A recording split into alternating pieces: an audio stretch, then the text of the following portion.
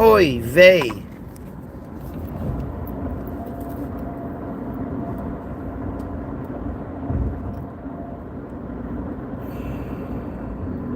Yesterday was interesting. Last night was interesting. So I don't really know what happened. I was plugged in. And when your shit's plugged in... Oh shit, hang on. Alright, try that. But, you know, when your shit's plugged in, even though it might be low, it should still work, right? Everything should still work. The fact that it didn't is strange, right? This dumbass. I've been praying for you. I've been in prayer for you. Yeah, how's that going to work? When it doesn't work out, when your stupid God doesn't fucking affect me, doesn't change my mind or anything, do you then realize how stupid it is? What's up, Snuggie? Look at these fucking moron Christians. It's pretty embarrassing how stupid they get. Are you trying to get famous? Sure. Sure.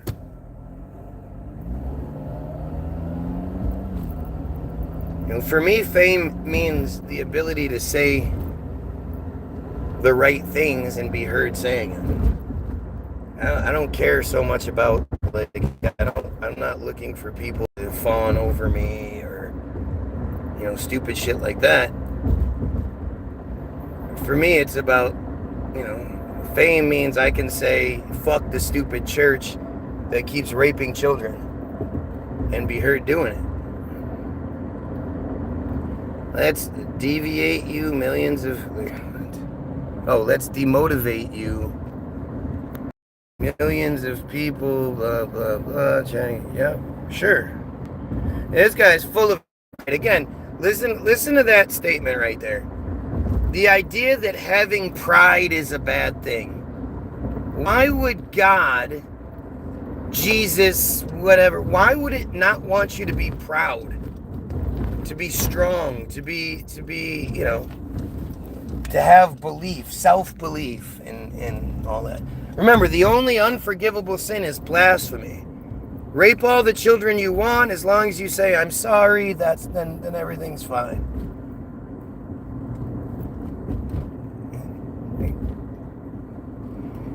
He doesn't realize he is the creation, not the creator, blah, blah, blah. Again, what just dumbass nonsense. Well, I have determined this man is a fool. Ooh, sounds pretty judgmental. Sounds like you're being pretty judgmental. But of course, this is what stupid people say when they can't actually engage. When they can't break down or anything what's going on. You want to feel better about your own bullshit. Never mind that your thing is constantly caught raping children. Yeah, never mind that. Never mind that your God has a front row seat for all the child rape and it does nothing about it. Never mind that. You're a fool for having pride. How dare you have pride in yourself? You're not the creator. You're the creation. Like, just crybaby bullshit. Righteous judgment. Oh, now you're righteous. Ah, you sound like you're pretty full of yourself. Weird how Christians always go this same route. They never prove why being a Christian is a better thing. They just completely fall apart and start crybaby. Every single fucking time. Every single time. They definitely want to ignore the fact that you're waiting for a Jewish guy to come fix all your problems for you. The same Jewish guy that dumb Goyim have been waiting to come fix all the problems, supposedly, for 2,000 years. I mean, what a joke, right? What a joke. The whole idea of your God, He is risen. He is risen. God, Jesus came back to life and all that shit. The dumbest things you guys believe. And it's all like, it's obvious why it's set up the way it is. But then you guys don't even acknowledge the ridiculousness of it. Oh, you're full of the Holy Spirit and you come with a warning. Look at that. More dumbass nonsense. More arrogant dumbassery.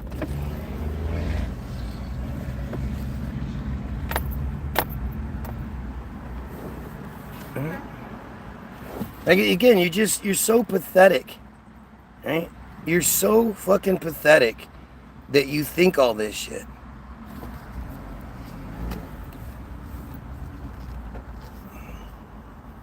Good morning. Thanks for choosing Dr. Baskin. May I help you? Yes, a large black coffee and an extra large cup, please. Hold around. Thank you. My wife's vice. Shit's so gross. I mean, just look at the stupid shit. To think that you're full of the Holy Spirit. Oh yeah? What gives you that magic power? You know, it's like, how come none of these dumbasses pray to God and ask for God to give them the ability to actually have this argument, this debate, without sounding like fucking idiots? Again, you believe that your silly God resurrected based on the fact that nobody ever saw it. Like, what the story is telling you is that somebody stole the body, if you even believe the narrative to begin with. I mean, it's all stupid. The fact that it doesn't exist in the historical record should tell you that. Hi. You want your receipt? Thank you. Thank you. Have a good one. You too.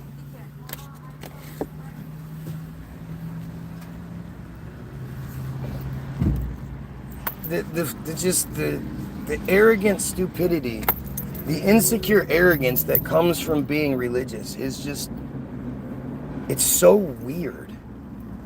It's so just fucking strange and juvenile. So so your Jesus is killed on the cross. Ooh. The body is taken to a cave where a big giant super heavy rock is placed in the doorway. And then 3 days later, some believers, some worshipers, some followers show up to they go to the cave, and suddenly the rock is missing, and Jesus' body is gone. Common sense tells you that somebody came and stole the body. What the Christians believe is that the Jesus came back to life, got some super strength of which it never displayed beforehand, never showed you the super strength, but it got some super strength, it moved the rock out of the way, and then it took off, never to be seen again, never to help again, just bails on the worshipers, on the people that believe in it, and allows for all this terrible shit to happen. It's like, it's just stupidity, right? A cave which we have no idea exists. Jeebus took a weekend off and came back a god, and with sufficient payment for all human sins. Well, like I say, the whole idea of Jesus resurrected and then came back, there's no proof of it. If anything, it should like make you pretty fucking, pissed off. Like, why did Jesus just bail on its followers like that? Why did Jesus never come back and say, hey, this is what happened? Why would Jesus have left the people to be the stupid asses to sit here and argue over what it just doesn't make any sense. What clearly happened, according to the narrative, if you believe that, I don't believe any of it. None of it. It's all just stupid fairy tale. But according to the fairy tale, it sounds like somebody stole the body. That's it. And if Jesus did leave, he did come back to life, and then bailed, like, it's just more evidence that Jesus, God, all that is just a big fucking asshole. Why did Jesus lie to his disciples, telling them he'd return before they tested? You mean you don't believe in all good God that sent bears to maul little children exist? Yeah, right. I mean, at the end of the day, when asked about the really scary Armageddon, the scary, the bad shit that's going to, when Revelations was read, and the followers were like, "Wow, Jesus, that's really scary. When is this all going to take place?" Jesus says, "Verily, verily, I say unto you, no one of this generation shall die before all of these things come to pass." It already happened a long time ago. Or your Jesus was lying. But the whole, you know.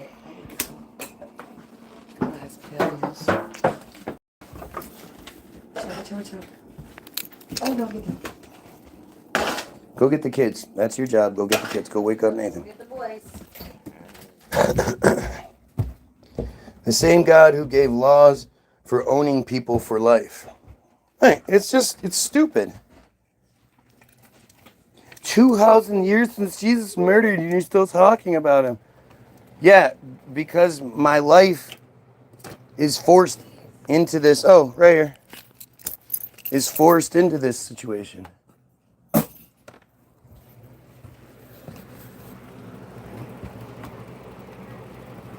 Huh?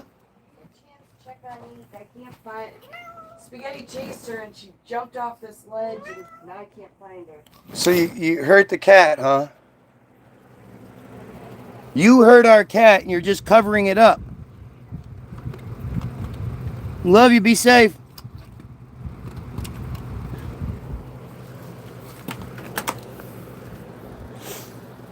Yet, even more years and people still speak of Allah. Does that make it true? The more I see religion debate, the more I realize it's a never-ending argument, pointless narratives, and run-on sentences, and this and that. Stupid, just stupid. Why can't we just chill and smoke? Because, unfortunately, affect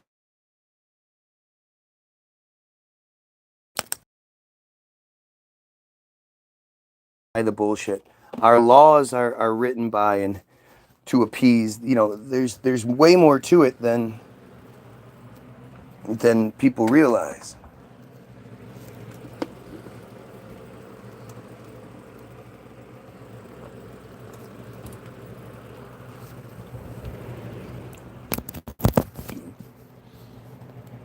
We're forced into this narrative.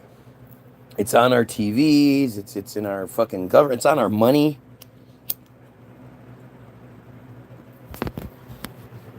And the crazy part is, you would think for something to have so much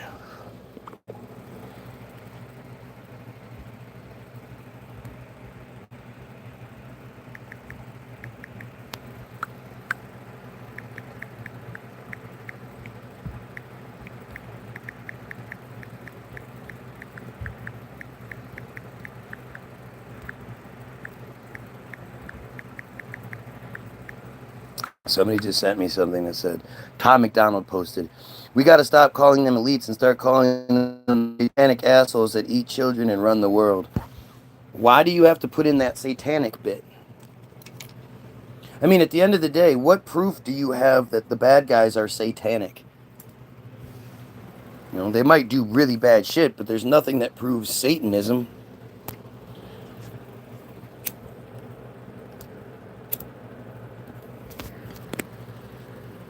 And if we filled the Bible when it says we should stone our neighbor, we followed the Bible when it says we should stone our neighbor if we see him working on the Sabbath. Right. Oh, well, that's the Old Testament. That's the Old Testament. Because, God screwed up and then had to do a rewrite. Yeah, that's all that was. It's all Jewish bullshit, right? Look, dumbass said it. That's the Old Testament. It's just dumb shit.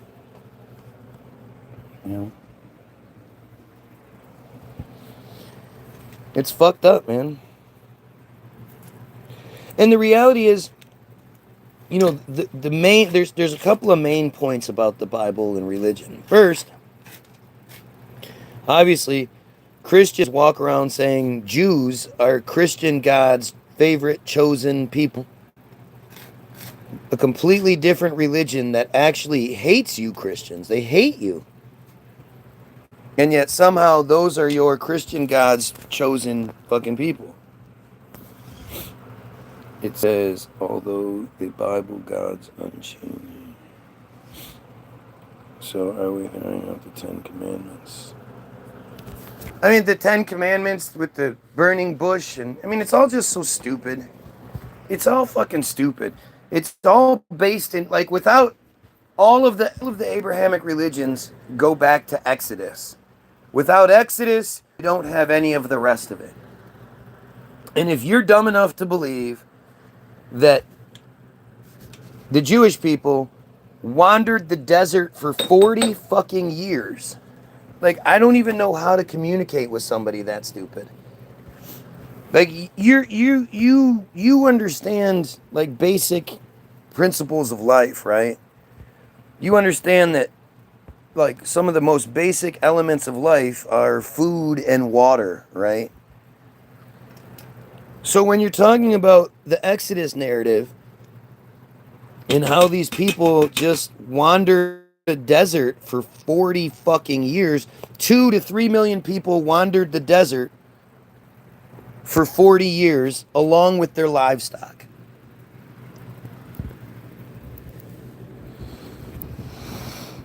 That requires a stupidity I refuse to accept.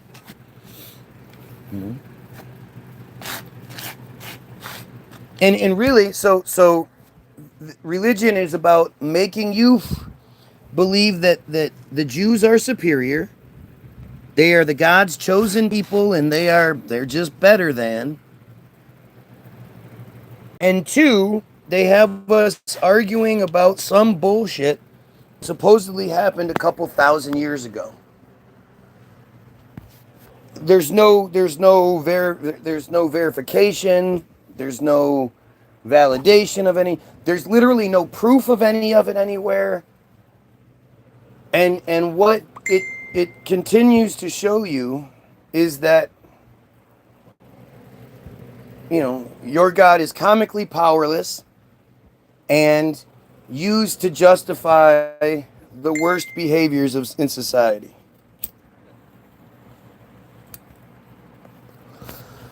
That's why they changed the Bible, though, because people started noticing the all-fearing God was hating gays and killing non-believers for not worshiping him.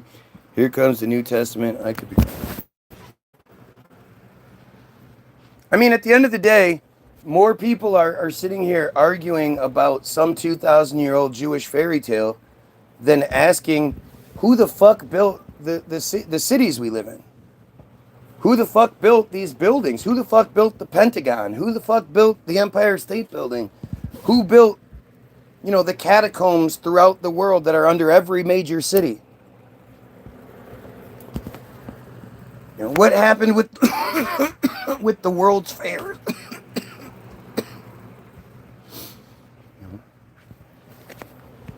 The destruction campaign that destroyed everything. What the fuck is all that about? And instead, these people sit here and worship this Jewish guy. The psychological aspects of believing that all life, all happiness, all everything comes down to this Jewish guy showing us favor You know, we have to wait for the savior who happens to be a Jewish guy. That's just stupid, right? In every culture, it records a flood. Oh, yeah. So you're told.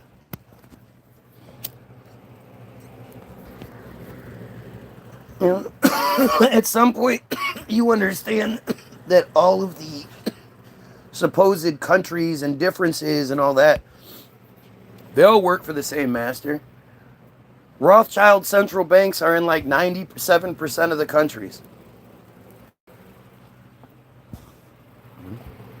All of these same countries have buildings and infrastructure that just don't make any sense. And instead of trying to figure out, you know, what's happening in your own world, your own city, your own town, you want to argue about some 2,000-year-old Jewish fairy tale. Adam and Eve story means we all come from incest, and we know that just doesn't work in the long run. And it's one of several of those stories. The Noah story is the same way. And the Sodom and Gomorrah story is the same way. Everybody but a handful of family members gets wiped out, and then they repopulate the earth. And somehow they put people in that they didn't even know existed. Like the Native Americans and the Native Americans, both North and South American. You know, they seemingly were even more advanced than the Europeans when they really start like digging through the shit. And they start, you know, like Machu Picchu is so far beyond anything that we can even comprehend. And yet these were the inferior people?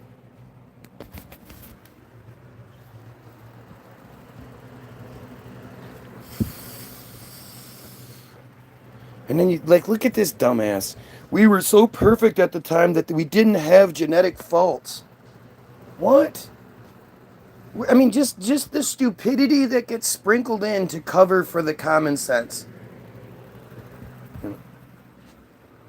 Oh, yeah, well, we know that family members, you know, incest is really detrimental, but it just so happens that everybody was so perfect back then. Oh, shut up.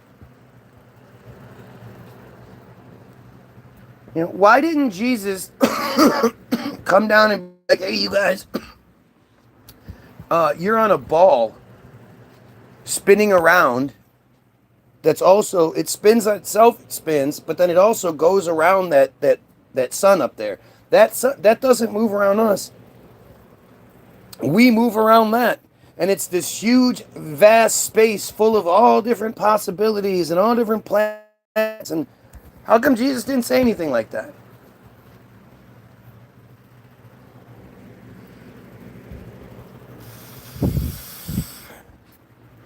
Don't make the truth about control. The crazy part is everybody already knows that fucking shit. We already know the truth. And yet to try to make ourselves feel better, I guess, I don't know. I just don't get it. You know, the whole Jewish aspect of things. Look at the way the world is literally working today. Look what is happening today. You have these friars, you know, committing a genocide as we speak, and then bragging about it on TV. And honestly, it's the distraction. It's the thing they want us talking about. Because as soon as you start getting into the actual scriptural side of things, the scripture side of things, you read shit like Mishnah Nadah 5:4. That says, as long as the girl is 3 years and 1 day old, when you rape her, she becomes your wife. I know, Kyle, that's crazy. Don't break your toys, dumb. Hello. Hi, how are you? Hello. Hola, mi amigo. Hola, ¿dónde está? ¿Qué pasó, muchacho? Hola. Hola. I know you don't sleep this hard, so you're awake. Hola. Yep, wakey, wakey. Begs and achy.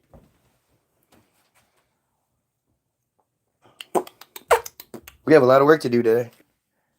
We will be cleaning these rooms today, guys. Oh, well, and then you got to get some cleaning done before you go to work. Get down. What are you doing? You're not supposed to be up there.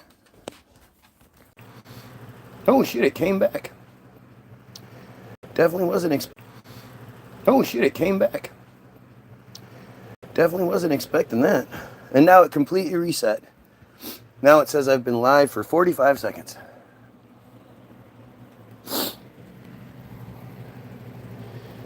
You can't even blame Christianity because we don't govern from religion. Yeah, that's definitely true. You never hear government figures bringing up religion or trying to put religion into the conversation. They never do that. There's clearly a church and state separation.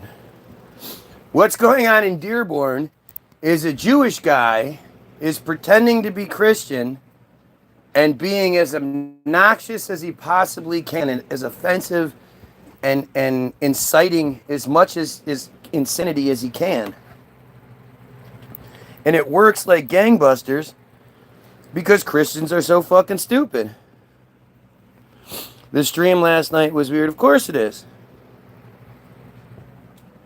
I mean, if you just look at what's happening, you know, my feed in itself doesn't make sense along the lines of how we're told shit works.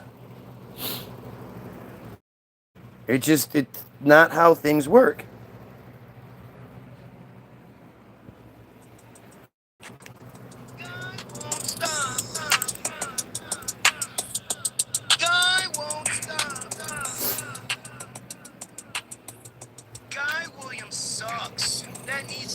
We live, we die. That's that. I mean, it's not that simple either. Like there's value. There's you know, I wouldn't say there's purpose because purpose sounds like it was given by somebody else. But everything in the universe has a beginning. Explain where it all begins. Well, where'd God come from? What made God? You guys don't like when the same questions are posed to you. Oh, well, there is no before God. You know, yeah, that's the simple. God just always existed. That doesn't make any sense. Like religious people love to play that narrative that, oh, this guy believes everything came from nothing.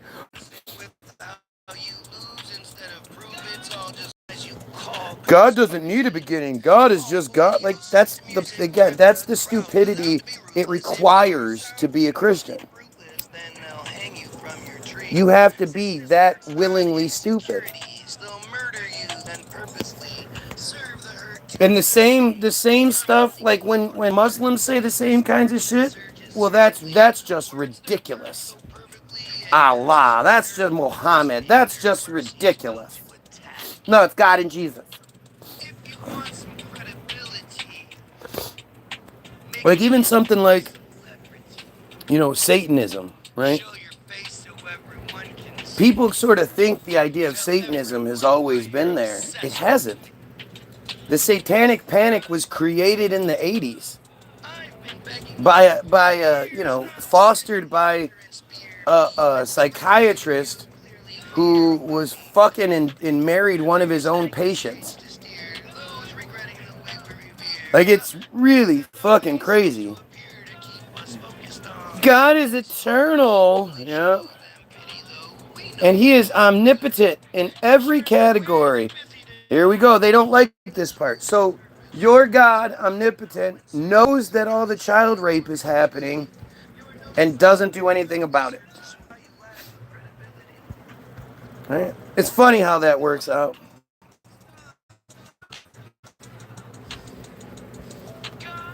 It's so fucking stupid.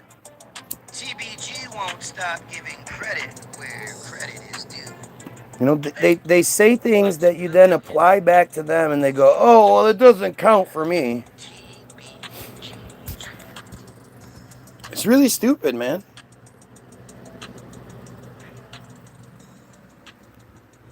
Like, think about it. This this dumb Ken motherfucker. He's as stupid as it gets. He's been claiming now for quite some time that when I'm not live,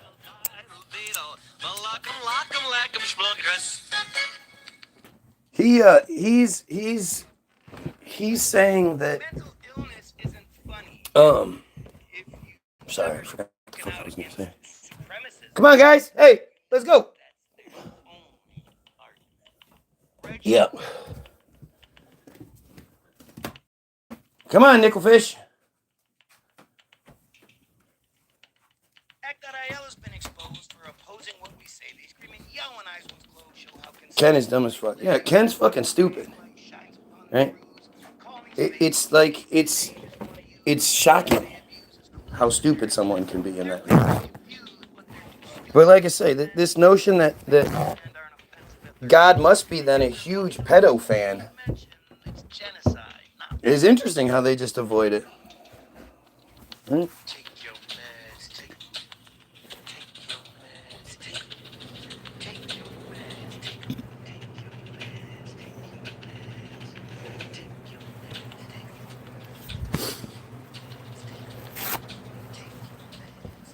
I have a relationship with my Lord. What a dumbass. So, while your God is ignoring all the cries and pleas from the children being eradicated by Israel, all the Christians being raped and tortured by Israelis and all that, he's sitting there playing cards and drinking tea with you.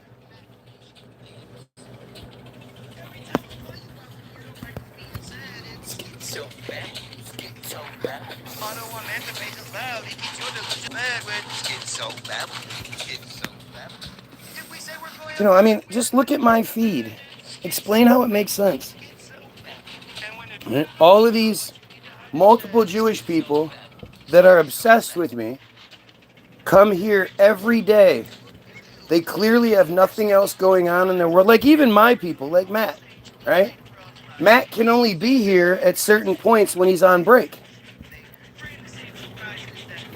He actually has a job he has to get to and, you know, real life. These guys don't have that.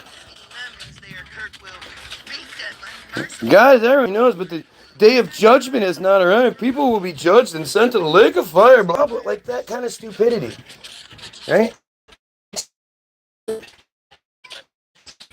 It's just stupid. You account for something that, when after we die, then God will do something about it. God makes people run faster and catch touchdowns and stuff. He's very much involved. Hey, why doesn't God do something to make the world a better place? Suddenly he doesn't do that. He's hands off. It's hands off. Well, just the level of stupidity it requires is so far beyond anything I'm capable of. You know, this is some deep-seated, like, willing stupidity and arrogance. It's so much, you know, it's main.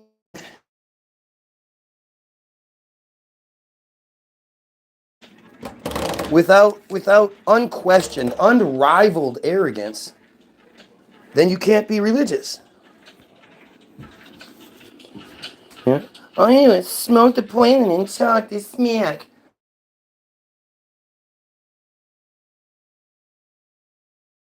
You guys obsess over me.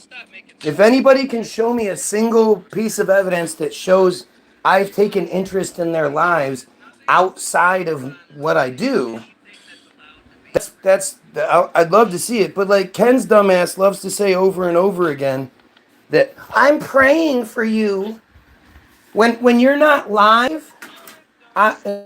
So I think about you so much that when you're not live, I pray for you. I pray about you.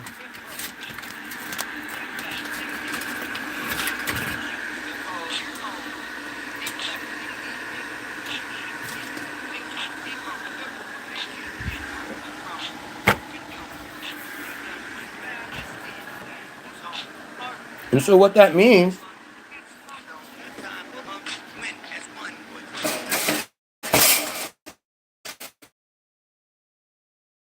obviously, your prayers don't work. Right?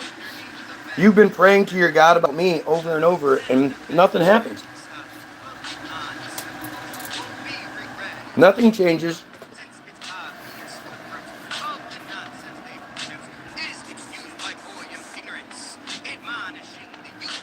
The only thing that happens is every day that passes pushes me further away from Christianity. Every conversation I have with a Christian, everything I look into, it pushes me further and further away. So all the praying you're doing, all the, either I'm just so awesome I can override your God's influence and then your prayer ability,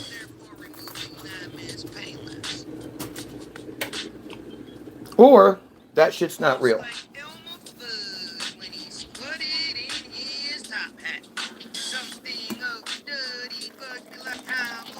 And unlike you guys, I'm not arrogant enough to say, according to your book and your God's magic powers, I'm more powerful than that. That's fucking stupid.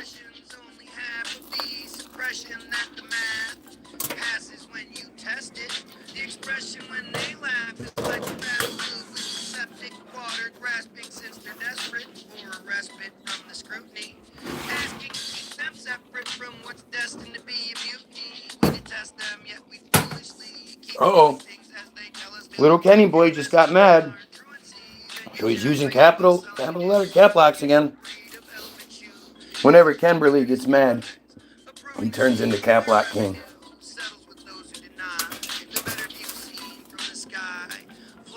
Right, Kimberly?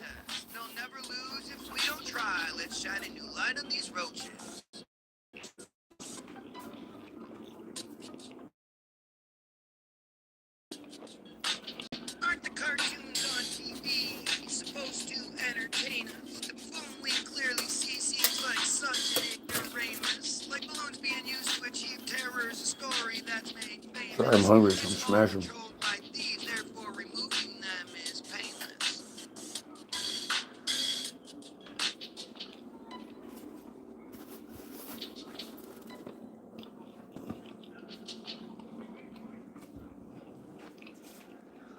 Whether it's gasoline or acid and the doors move. Sometimes religion is just so embarrassing. can lead to something.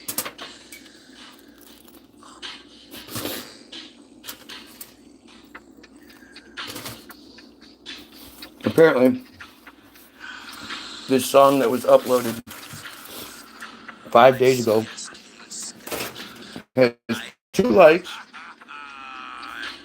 and 1 view. How's that work? That too much good can't be that bad. But if you've ever had your cousin's dad use his fingers to jab and stab at your guts, then laugh like a nut, cases and cuts into your sides like knives as he sucks the fun out of what should be trusted as play, tickling like a missile brings a sting that cleaves the gray sky. I'm crying again. My kaleidoscope bed. Yesterday I went to record after I was done, and I couldn't. I got to record today. I got some great shit I'm going to record today. This channel should have been recommended to me in the live streaming this morning. It was not. That is fishy, very fishy. You know, I always sort of forget that people are in different stages of this. Like, you might be new to my feed, or maybe you're saying something to say it, like, point it out. But at this point, there really shouldn't be any question as to what's going on. There really shouldn't be any question to whether I'm censored or not. The reality is, I should be fucking huge. Right? I should be Ian Carroll level. I should be Nick Fuentes level. You know, I should be on the top of those charts. And especially considering it's not like I just do the one thing. I also produce I would make the music and the feed and the everything that's included here. And so if everything works the way they say it does, hard work and determination will lead to the American dream, then my feed shouldn't be what it is.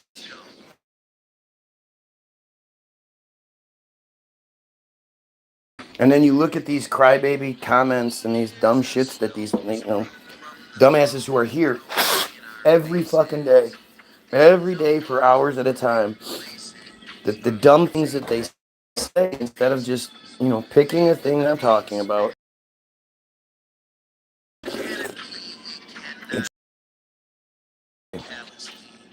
And Charles absolutely believes in a round earth. I'm waking him up to the whole Jewish thing,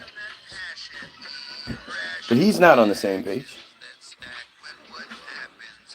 It's amazing how desperate it all is. The obsession with me should not exist. Not only am I not important enough, I'm wrong, right? Everything I talk about, I'm fucking wrong about. So where is the opposition then? Where is the energy to match my output? Instead of this dumb crybaby shit that full of ad hominem. Where is the opposition? Where is the intelligent opposition? It's just non-existent. No one's gonna watch this crap, dudes. You're sorry, right. Nobody but you every day for hours at a time. Yesterday I was live for 3+ hours the first time and 3+ hours the second time. And you guys were here for all of it. Right? Think about how interesting that is. I matter that much to the people that don't like me. Imagine what would happen if I was allowed to, if I matter that much to people that don't like me, and then obviously the people that do like me. Can you imagine how big my audience should be? I'm moderating rooms, host numbers, and are not running normal. Oh, host numbers are not running normal. Of course not.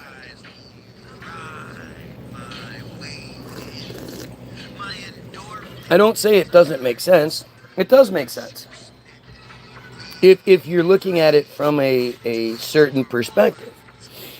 If you're looking at things the way the world is supposed to work, then my feed makes no sense.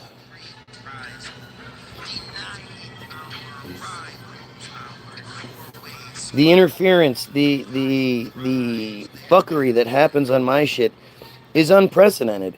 The fact that I have the Rabbi Guy Williams page made about me, that doesn't exist. That's not how things work. Go look up any truther you pick, anyone, any fucking truther you pick, and show me the AI page that's dedicated to them. I mean, I don't understand, People that constant talk shit. Right now it says I have 5 viewers, or I have 0 viewers and 5 likes. If you're here, that's already one person. And you know, just looking at the comments, there are multiple people commenting. So what the fuck is going on? If it's not interference and censorship, then what the fuck is it?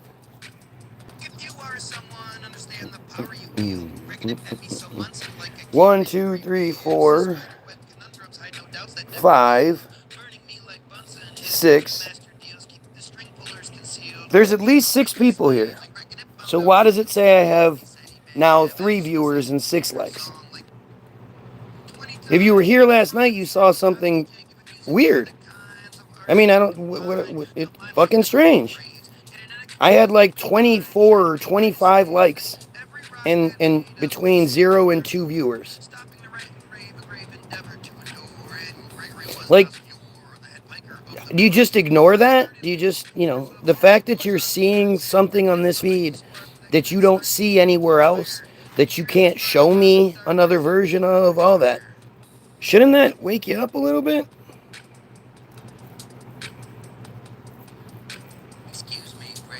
Fred Golddust, go fuck yourself. Oh no, there's a lot like you. Sure, show me. Tell me who to look up. Don't do yourself the favor and don't make claims unless you know you can back them up. That's what I do. Everything I'm saying, I know I can back up, and that nobody is going to be able to debunk me or even present an argument to the contrary in my case. I mean, it's pretty bold to sit here and say, I have a unique feed. I have a feed that, you can't find another version that even resembles what the fuck I'm doing. And it also just happens to fit with the guy who, talks bad about you fucking friars. We watch, we control. There you go. They don't, at this point, they've gotten past hiding it. Right? They kind of realize they can't hide it anymore. He joined 2 years ago, has 7 subscribers. At this point, it's all about they're not trying to take control. That's the thing people don't understand. They've been in control. They've had control for a long time. What they're trying to do is maintain the control.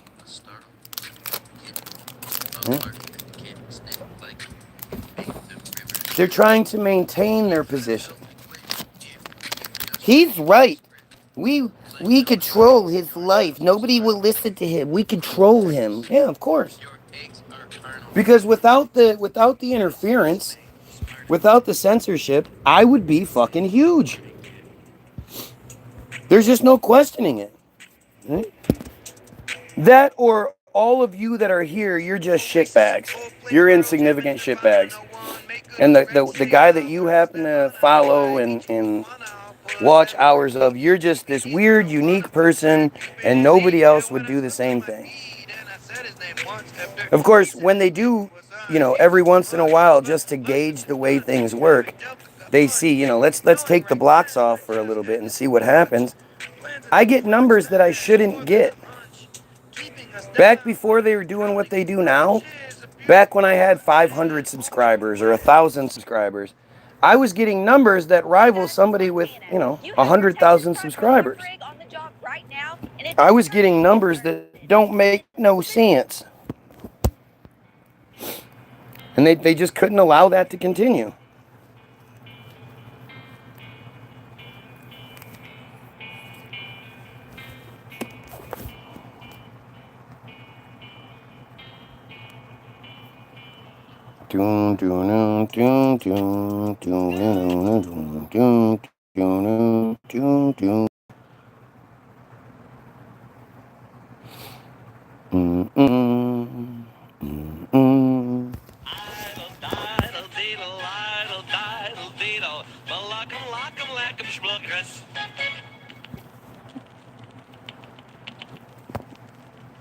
Mental illness isn't funny, yet if you've ever spoken out against supremacism, I shouldn't exist.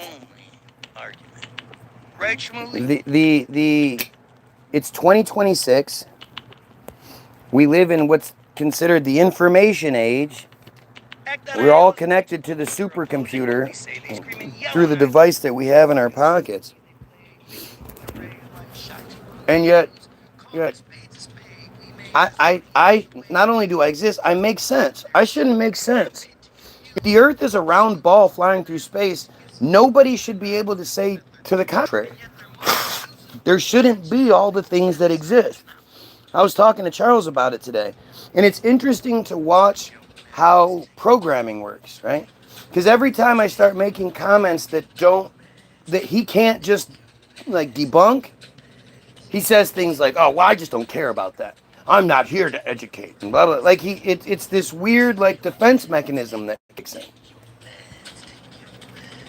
You should take your meds. You must be schizophrenic. That's only one side of the story instead of what we represent. Right? He ignores me most of the time. Think about that. So, how many times do you watch a feed of somebody that ignores you? You communicate with them. They clearly read all the comments around yours, but they openly ignore you. And then when they do talk about you, they talk about what a dumbass pedophile you are and all this shit. How many of you stick around for that shit?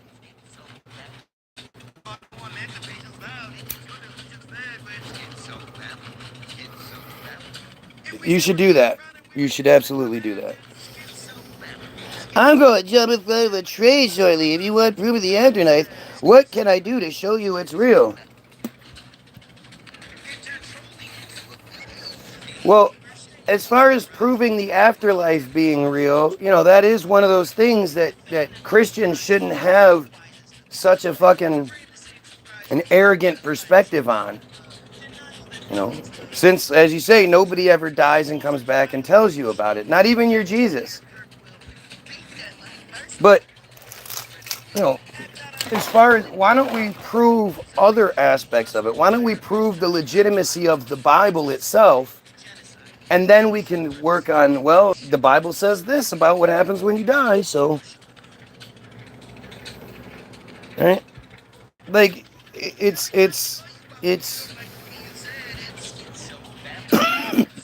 schizo-babble.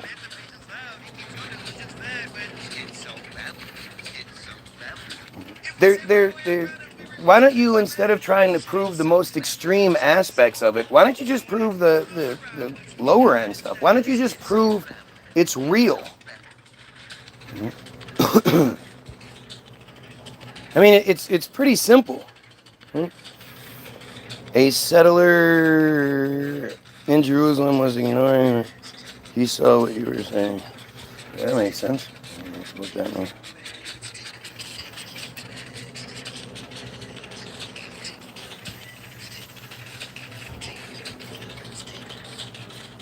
There's so many different pieces, and trying to engage and try to talk about what people bring up, it makes the feed jump around so much.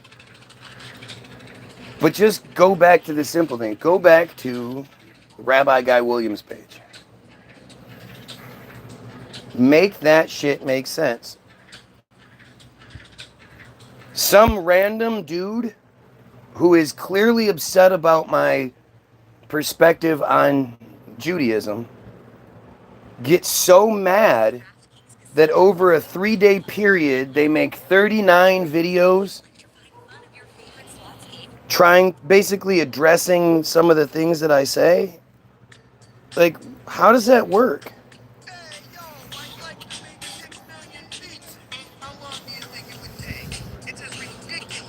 What about the people that died for 30 minutes and come back to life? There's reports of that. They're still working. Yeah, they're still walking around. The people that died for 30 minutes, let's hear about those people that died for 30 minutes.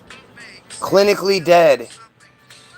No heartbeat or brain activity for 30 minutes.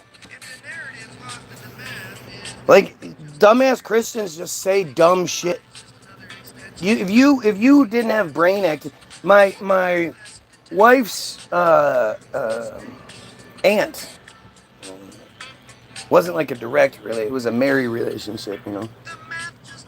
My wife's aunt had an event where she, all her brain activity was she didn't have air to the brain or something, but it was for like a few minutes. What was it? I think it might have been like 12 minutes or something like that. And you know, and they had her in the hospital for quite some time. And I mean, it was basically, you know, they were keeping her alive using the machines, but she was fucking dead, and she had nothing there. You know, right when it happened, my wife told me, and I was like, oh, that's too bad. She's basically she's dead. She's like, there's no way she's coming back after something like that happens. And they kept her alive for another couple weeks, but there was just no brain activity.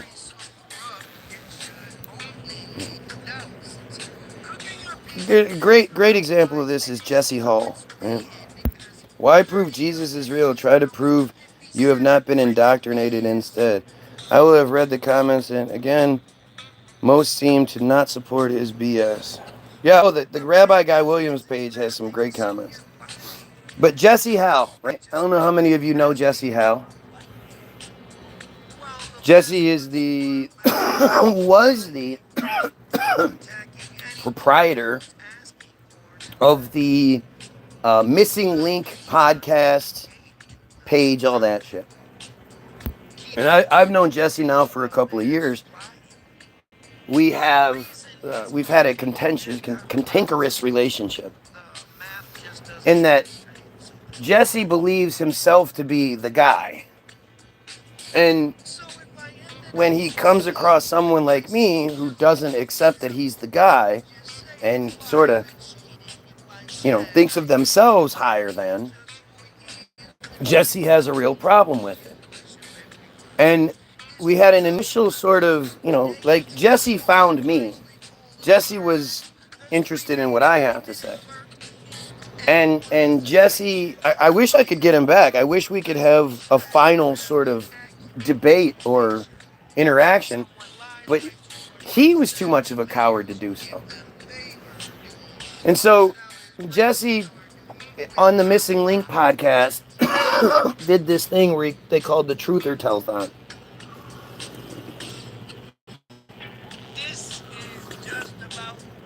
And so what Jesse would do, he and like 3 or 4 different hosts, they had truthers come in. They were given the option to have a 15-minute or a 30-minute segment. And they told their truth, and then it would go to the next guy. And they did this for 24 hours straight. And I wasn't involved in the first one. The second Truth or Telethon, he... and the reason I wasn't is because we had a falling out. Because this dumbass was trying to say that because he's from like the Vancouver area and whatnot, he said that he was stabbed. And when he was stabbed a bunch of times, he died.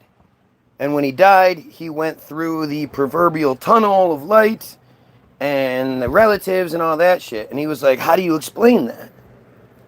And I was like, well, that's how you were programmed. That's what you were programmed to think, to feel, to you know.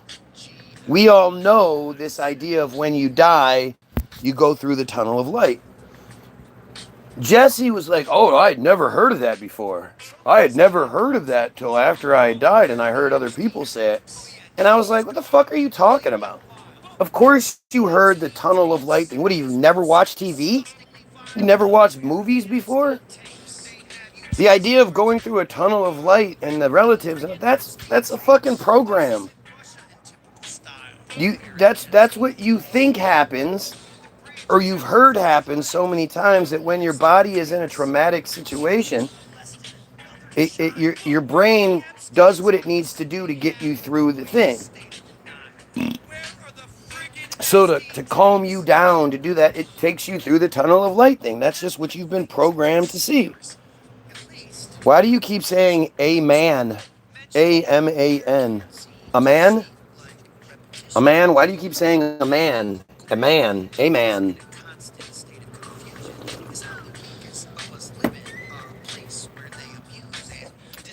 But so Jesse gets a hold of me. We I don't know. I don't remember what it was, but he decided that I was okay again.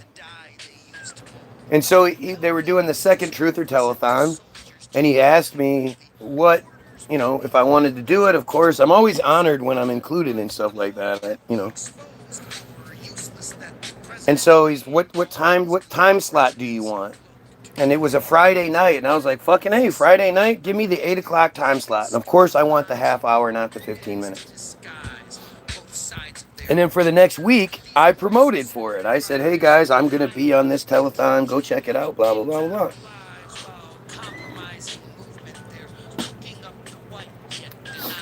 So,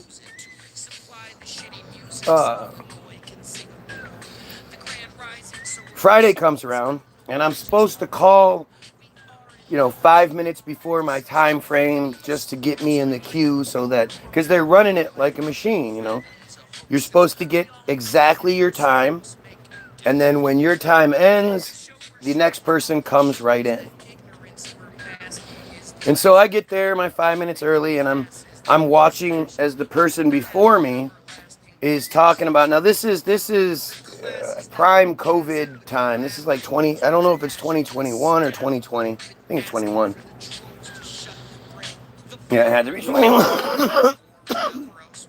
And so the guy in front of me is talking about how, we need to, because the churches have all closed their doors on you, that we need to start doing underground churches and getting together and underground and worshiping Jesus and blah, blah, blah. Never mind that, like, the churches closed their doors on you, you dumbasses, right? And so, as I'm watching, you can see Jesse's camera, and then you can see the person that's talking, right? Their camera. And you can see that suddenly, right at 8:30, right at 8, yeah, it might have been 8:30.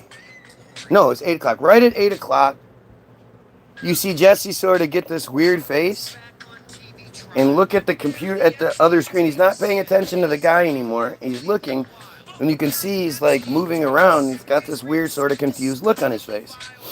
And the guy gets to, he gets to overshoot his time. He gets to go an extra minute or two past the 8 o'clock mark. And so then I come on, and I kick its ass, of course. And right at 8:30, Jesse's like, all right, time to go. Like, Jesse cuts me off right at 8:30. Let the guy before me go. Like, it was a purposeful slight. He did it, one, to slight me, but two, I think he was kind of confused at that moment. It sort of threw him off. And so I do the feed, think nothing of it, blah, blah, blah. I'm doing my feed the next day.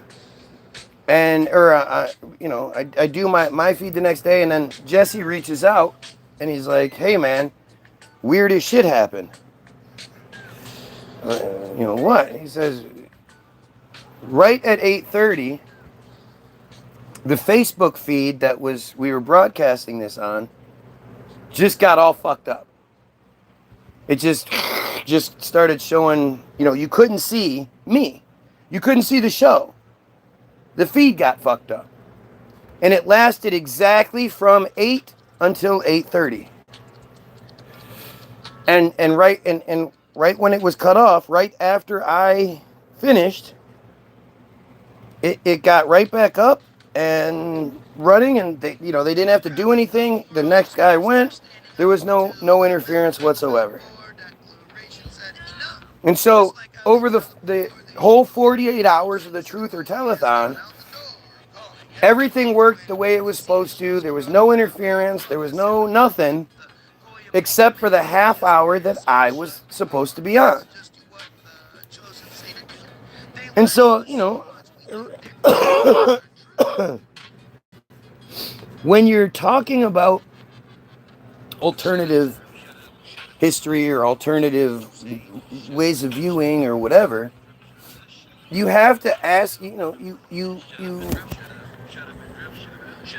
know that, like, you're never going to find a letter from Trump sign that says, yes, Guy Williams is a threat and we do fucked up shit to his stuff to stop other people from seeing him because we're worried about him. We're worried that he can actually topple the system. And so because you're not going to get that notification, you're not going to get that letter from Trump, you then have to ask yourself, or you have to look at what you are given. And so when you're seeing things that break the pattern, you should be paying attention to those things. You combine everything that we've seen, all of the interference that we know I get and all this other shit. And of course, in the telethon, I'm the only one that talks the way I do. Back then, you weren't even allowed. Nobody was talking about Israel. Nobody was talking about Jews. I was the standout in that regard.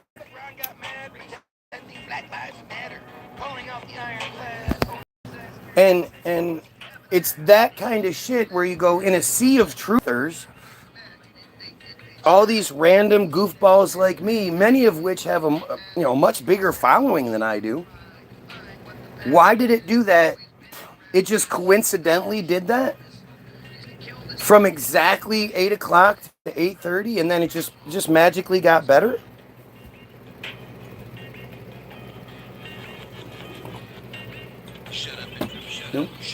And when I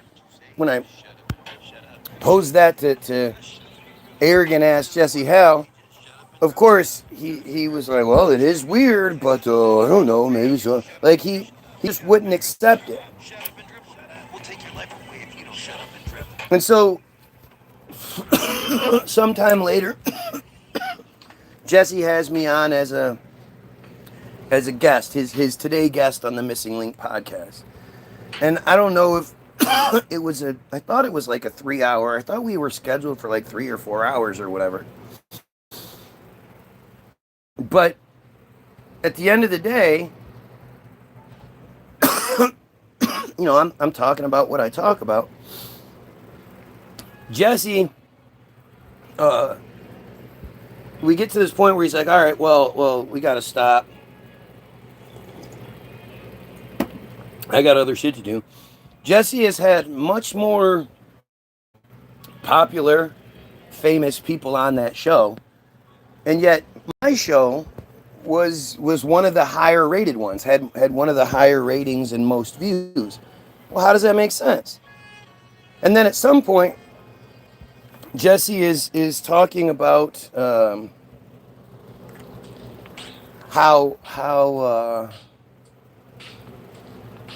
what was I saying? Fuck. It's hard to keep this all going straight.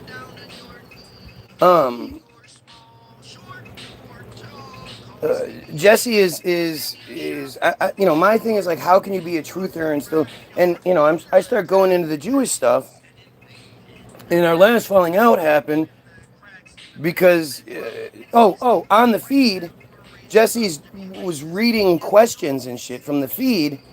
And one of the things he says, he reads this guy's question, this guy's comment. The guy says, 10 years ago, guy blocked me for yada, yada, yada. And I said, I blocked you 10 years ago and you're still on my nuts? Where does that make sense? How does that make sense? And so after the fact, Jesse is... And apparently something about me talking about the Jews upsets him, but he doesn't really explain it. And he says, hey, here's a video that you can watch that'll explain it all to you. All the Jewish stuff, all the connections, it's in this video. It's really good. So I'm like, all right, cool. Let me check it out. And I go to watch it, and I'm expecting a proper video, explanation video. Instead, he wants me to watch some hippie guy who's just talking to the camera. and every, you know, something like this, right? And he's so much of it is him doing the namaste, you know, you're better than this, and you got, like, it's all this bullshit, and he's clearly has his base in Christianity. And so I watched about 15 minutes of it or so, and I was like, wow, you know, I have a lot of questions. And I reached out to Jesse, and I'm like, hey, man, I have a lot of questions about this. It's you know, I'm already pulling it apart. It was a hour and 45-minute long video, and that was just part one. Part two was another hour and a half or so long. And I'm like, you know, within 15 minutes, I'm already peeling this shit apart. I'm definitely not going to sit there and watch something I don't enjoy for 3 hours. I'm not like you guys, right? I hate you so much, but I'm going to watch it. So I reached out to Jesse again. And I'm like, look, dude, you've watched this. Why do I need to watch this thing? Why can't we have the discussion? And I said, look, why don't we do another feed where instead of you being the good host, we just talk about it. You tell me what I'm wrong about. You debunk what I'm okay with that. If you can tell me what I'm wrong about, that gives me the opportunity to learn something. And he just refuses. He's not going to do. He says, you have to watch the whole thing or I'm not going to talk to you. And I'm like, what the fuck? So I actually give it another chance and I watch it and I make it like 45 minutes in. And after about 45 minutes, I'm just like, you know, fuck this guy. I just, this is dumb. No answers are being given. I just have more questions. You know, I want to talk to you about it, Jesse. And what about 1 Timothy 2:12? It says, I permit no woman to teach or have authority over a man. She is to keep silent. What about that part, John? You don't like that part? Doesn't that apply to you? And so Jesse sends me a message, something like, why do you always talk about Jews when you know it's going to upset people? And I'm like, wait, what? Like, that's the reason why we should talk about it if people are being upset just by people talking about it. But you as a truther and as the host of the show and whatnot, you should absolutely understand that idea. Like, I'm not here to appease people's, you know, sensibilities and shit. I'm not here to make people comfortable. Is that what you do, Jesse? Do you only say things that you know will make people happy, and anything that might upset people, you don't say it? Like, that really does take away a lot of your credibility. And then he blocks me. And I've tried many times to, you know, if you know Jesse Hal, let's see.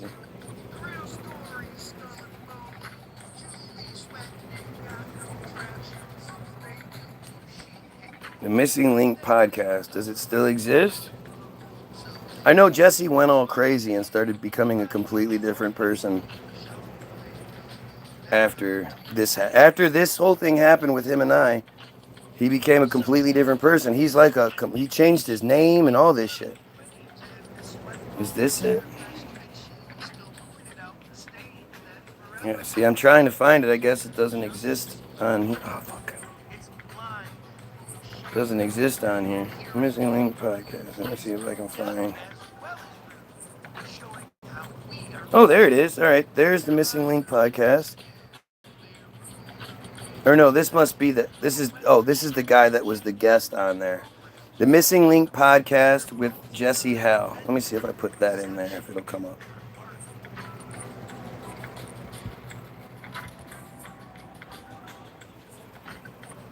Missing Link, Jesse Hal. All right, this exists. Let's see if Guy Williams will be, if he kept this one up.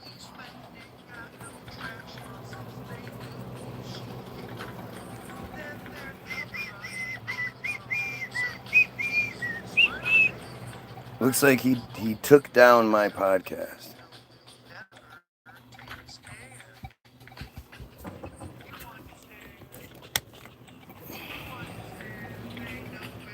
God first, then family. That's disgusting. Right?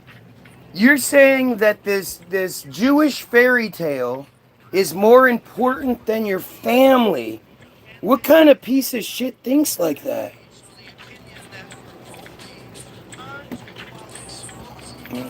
Anything is more important than your family is... You're fucking weird.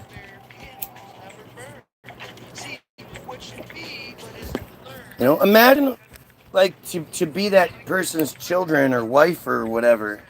Like, you're saying that the magical Sky Daddy fairy tale, Jewish fairy tale, is first before family? Like, again, I don't even need to read your fucking comments. I already know what a piece of shit you are. So, looks like he took down the Guy Williams one. But I'm looking at some of the numbers that exist, and, you know, these people have 599 views, 830 views. I know our views were much higher than that.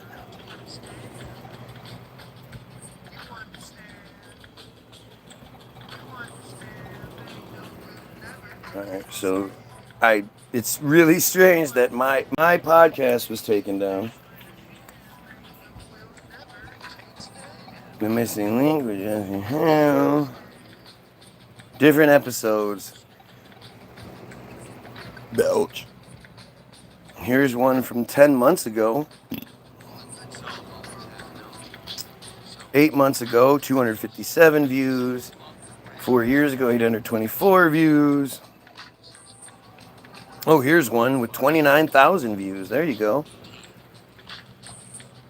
Paul Everton. Don't know who that guy is. Brian saying the Solar Bee. Okay. David Guests. Don't know who that is. 306 views. 355 views. 899 views. With Will Keller. With Corey Good, I guess. That has 42,000 views. 406 views. Micah and Jesse from The Missing Link celebrate his 50th birthday. Missing Link with Gis, G-I-S. Don't know who that is. Truth Table, Jesse Hell, the host of the Missing Link podcast. Soul Speaks, Jesse Hell and Angel and Joy from 4 years ago. I'm trying to see if I can maybe find my podcast with him. I doubt it. It's weird how he took it down. Almost immediately. Like, it just seems weird. If I'm wrong, you should have left it up.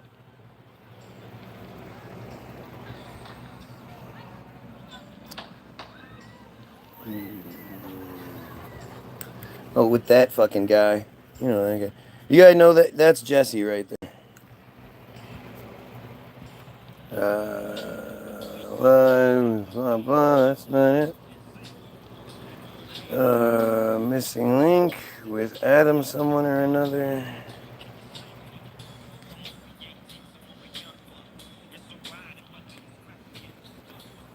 That's a ride. If I don't scrap, I'm getting stuck. But that's the life of a G, I guess. If I disappear expecting a call, you're gonna cancel corruption before the shit goes down. We better be ready. When the shit goes down, when the shit goes down, you better be ready. When the shit goes down. If anybody knows Jesse Hell, man, hit him up. I'd love to have our final conversation. It's been a long time.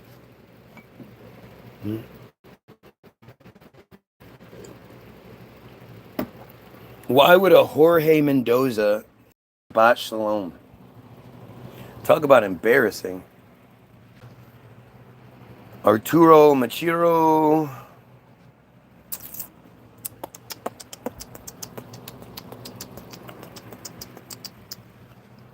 Verse with Dan Winter, the hard questions, AI versus soul. Elizabeth Monroy, 62 whole views.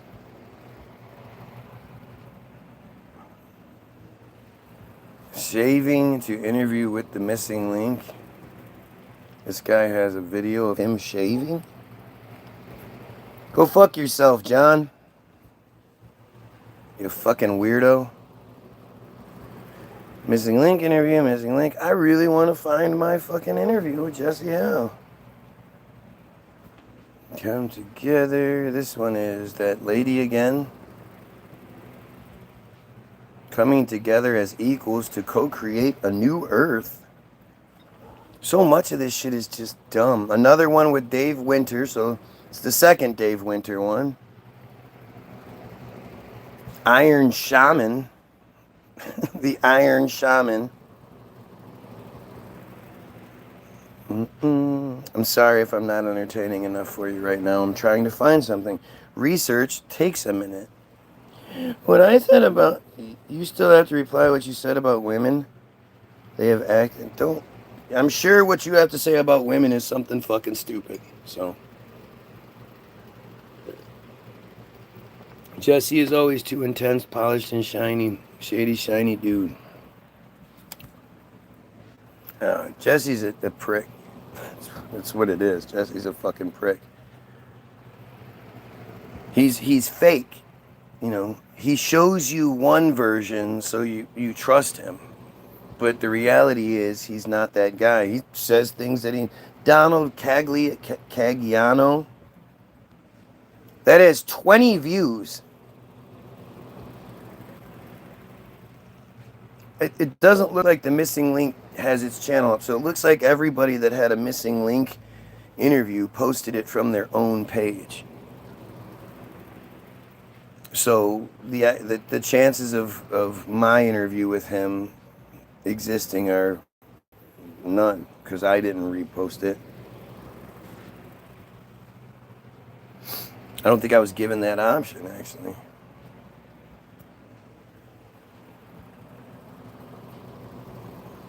The Forbidden History channel. What is this? Did I just see something? Wait, what? Kent? Okay. The Real Dr. Judy? Dr. Judy. Interview with Rose Michelle.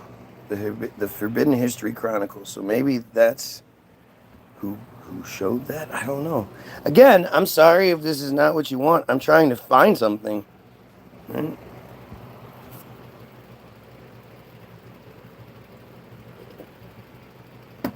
Sometimes it takes a minute to find something.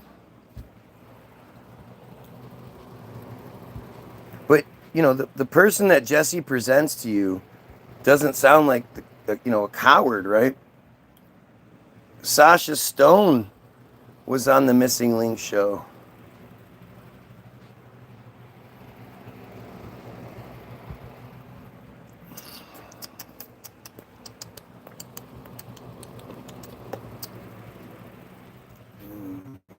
Let's see here. Like, it's weird how many... I put the Missing Link Jesse Howe, and there's all kinds of other shit showing up.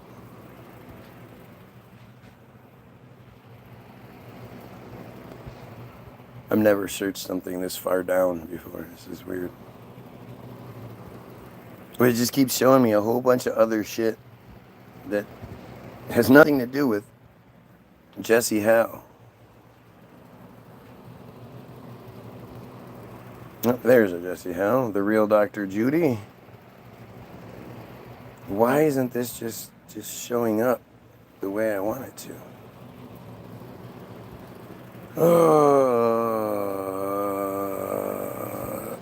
Oh, you know what? Maybe.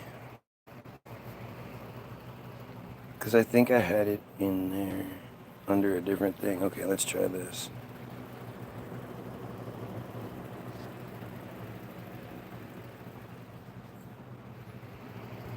TBG, the guy from TBG. Maybe that's what I was missing on that. And now it's not loading. It's weird. Missing Link podcast with Jesse Howe. TBG, and nothing happens. Okay, let's try this again. The Missing Link podcast Jesse, hell, TBG.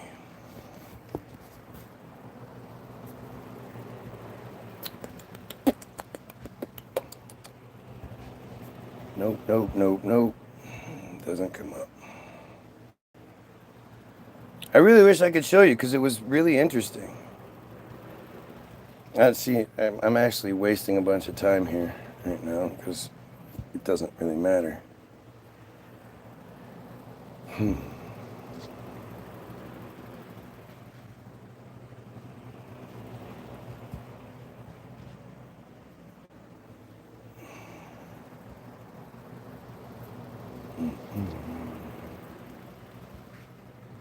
I don't know. Let's see. Jesse, Hal, the guy from TBG.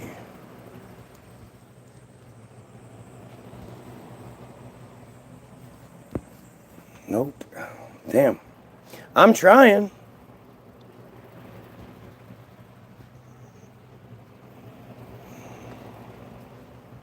What? Basically, again, if any of you actually know Jesse Hell, because he's turned into a completely different person. My wife, I don't know, I don't remember if she's still, connected to him or not. I think she was, but you're encouraging sin. Yes, absolutely. I encourage you to sin, because sinning generally means you're living life.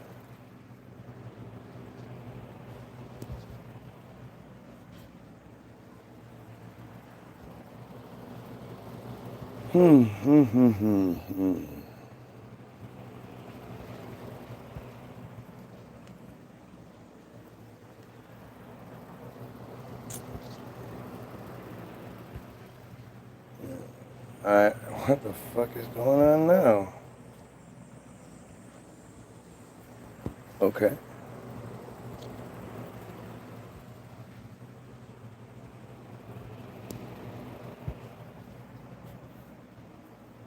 Is this gonna work without that now? Do I not need to? Stop this song and look at T4A. It's more important than what shows. They're rotten to the core and they know more than what. Oh, that's great. Now it works privately. Well, that's really cool. If and how you vote, all of the remote things that control your life, they know every secret slice of each pie you stick your knife in all your sins, the stuff you hid from your wife. They have pictures you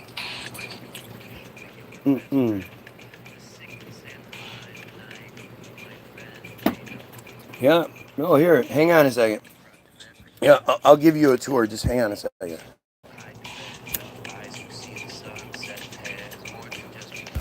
These fucking Mishnah and the bullshit.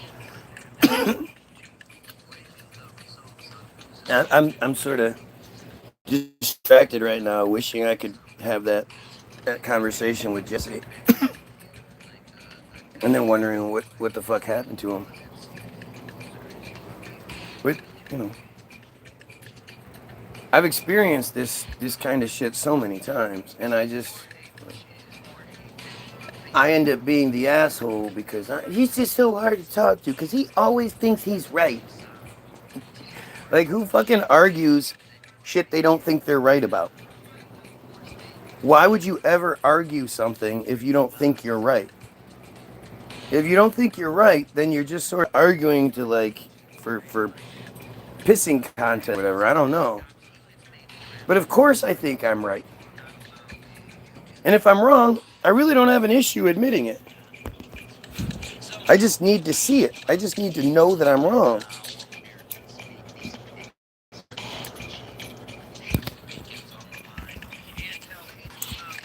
But anytime anybody wants to show me the equivalent of the Rabbi Guy Williams page, I'd love to see it. Points make prizes. Connected with him a long time ago. Oh, look. Yeah, ask him why he's such a fucking coward. Ask him why he's such a bitch.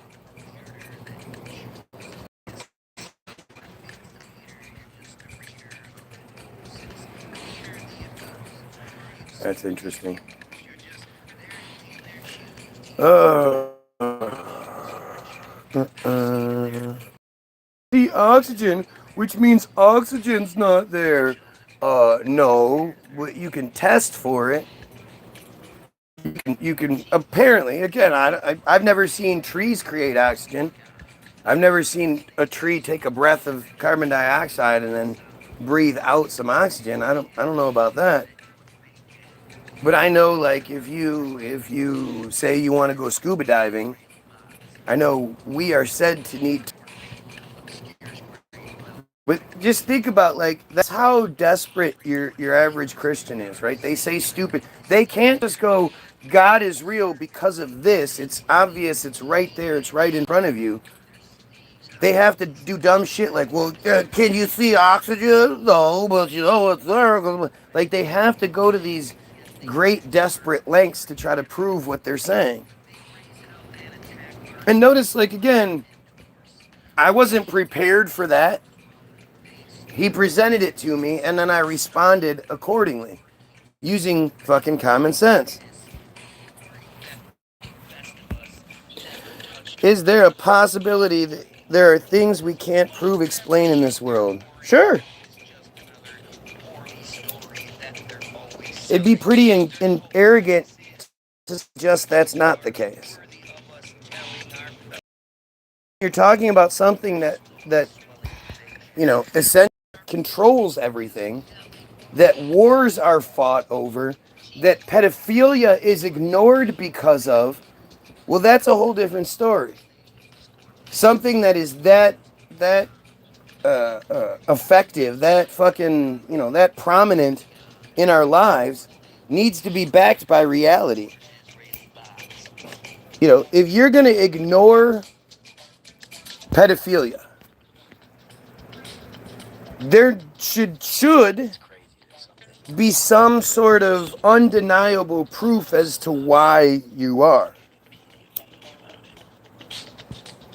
If you're going to say,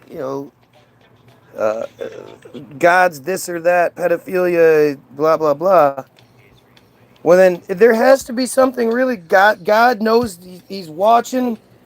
He's omniscient, omnipotent. He's everywhere at all times. No, time doesn't apply to God and all this shit. So basically, God is, as close to the children being raped as anything could possibly be. And yet it does nothing about it. That's pretty significant. And to say that God is there, it's right there watching, and does nothing, well, there should be some absolutely justifiable reason for that. And there's just not. It's fucking stupid.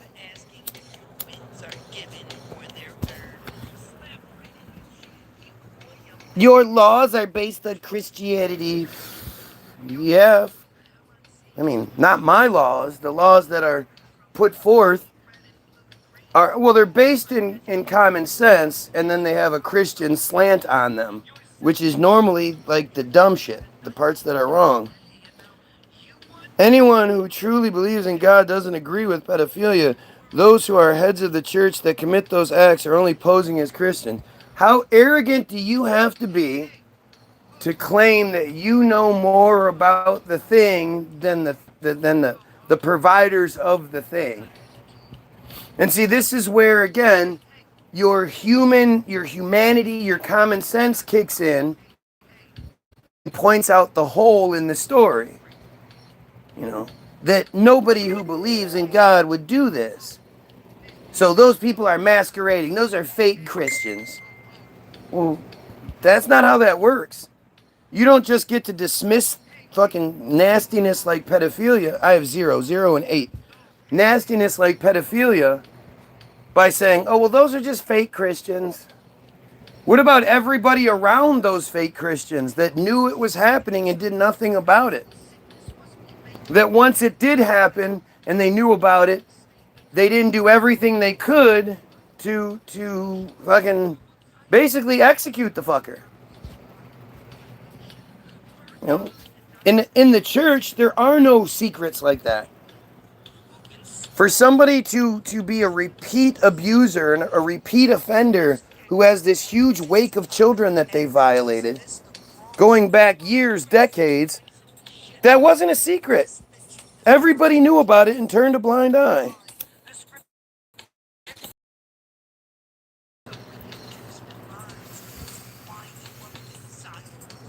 Yeah, so where does that stop?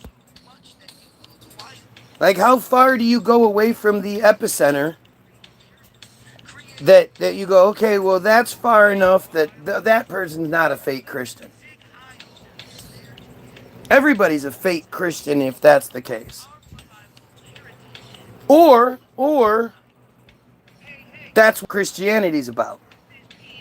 The shit you don't like, well, that's part of it. Your God it must be a huge pedo fan. Your organization that pushes that bullshit must be pretty big into pedophilia. None of those people truly follow the word. They are sinning equally. You're talking about the people that like live at the church and shit, right? The proprietors of the religion. The Vatican is full of these people. You're saying that they're not what? As good as you? You do the Christianity better than they do? At the end of the day, Christianity is a Jewish fairy tale. You have to, you're just going to leave that part out too?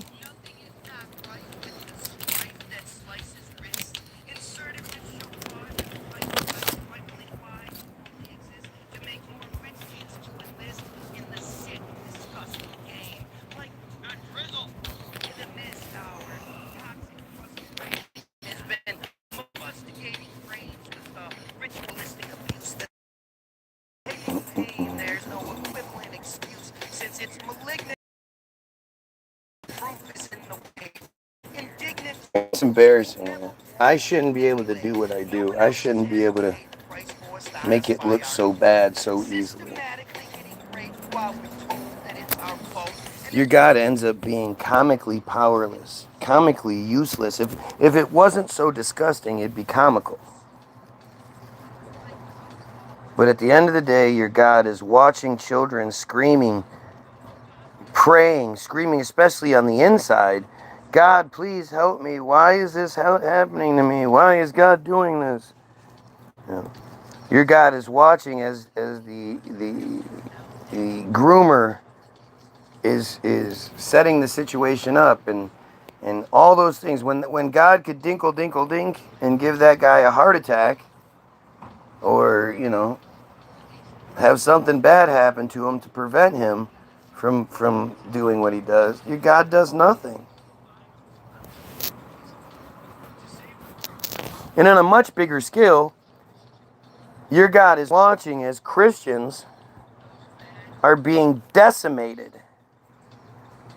Women, mostly women and children when it comes to places like Palestine, because all of the men have already been killed or taken prisoner. So your God is watching as God's chosen people are committing genocide against Christian children. God has to destroy the foundation to build you. Says who? And what foundation do these children who were raised in the church, who have had the belief structure their whole lives, which is why they fall for it to begin with, why would they need to be destroyed to be built back up? We don't live in heaven where nothing bad happens. You've created that idea in your own head. What the fuck are you even talking about at this point?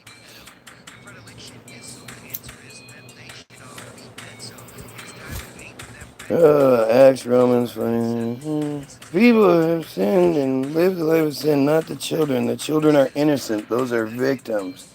Right. Continuously. Year after year, decade after decade, millennia after millennia. The preferred victim are innocent children, and your God does nothing.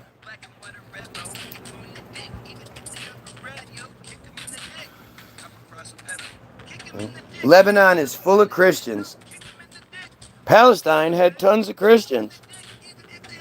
This is where your real arrogance comes in, right? Because what were you say that God answers your stupid prayers, right? You want to get the job, or you want the girl to like you, or the boy, whatever. And so you pray for all these selfish, stupid things that almost never actually work out unless you're praying for, like, when you guys, the dumb guys are like, you'll just talk to me, just call me, when they're saying things that they know isn't gonna happen, and then being like, whoa, you're too scared, like you knew I wasn't going. This was a safe argument for you to make, knowing that I wasn't gonna do it. You already know the outcome. Like that's a little bit different. But look at this. Look at this crybaby shit. Just crazy. It's crazy. When the what you just said about the children being the innocent victims is presented back to you and saying, look, okay, so they are the innocent victims, so who steps up to protect them and blah blah blah. You just start rapid fire cross because that's all you can fucking do because you just reset. You make up your own arguments for other people. Then you don't listen to the one that is actually made. Oh, yeah, that's what's happening. Here we go again. It's my fault that you can't make better arguments. Love how that always works out. Praying for yourself is selfish. Those prayers won't get answered. Praying for others and asking for transformation will be answered. God doesn't answer prayers, you dumbass. God answers tithing. You got to give some money to the church so you can get your prayers answered. God doesn't answer anything. God doesn't exist.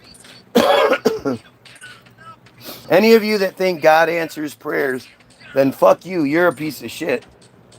Right? Because if God answers your prayers and there's still pedophilia everywhere, there's still the genocide happening. Like, how come God hasn't appeared to Netanyahu or Trump and told them, hey, stop doing what you're doing. You're killing a bunch of Christians. Right? How come that never seems to happen? Or you skip my comments. Yep, now I'm skipping them. Isn't it amazing how it's my fault that you can't do anything? It's my fault you can't make the better arguments. You're doing it. You skipped them. Weren't you guys trying this bullshit last night? Well, I would answer, but I'll say all sorts of comments. I'll comment 100 times on this feed, a whole bunch of bullshit that you're just gonna throw back in my face and use against me.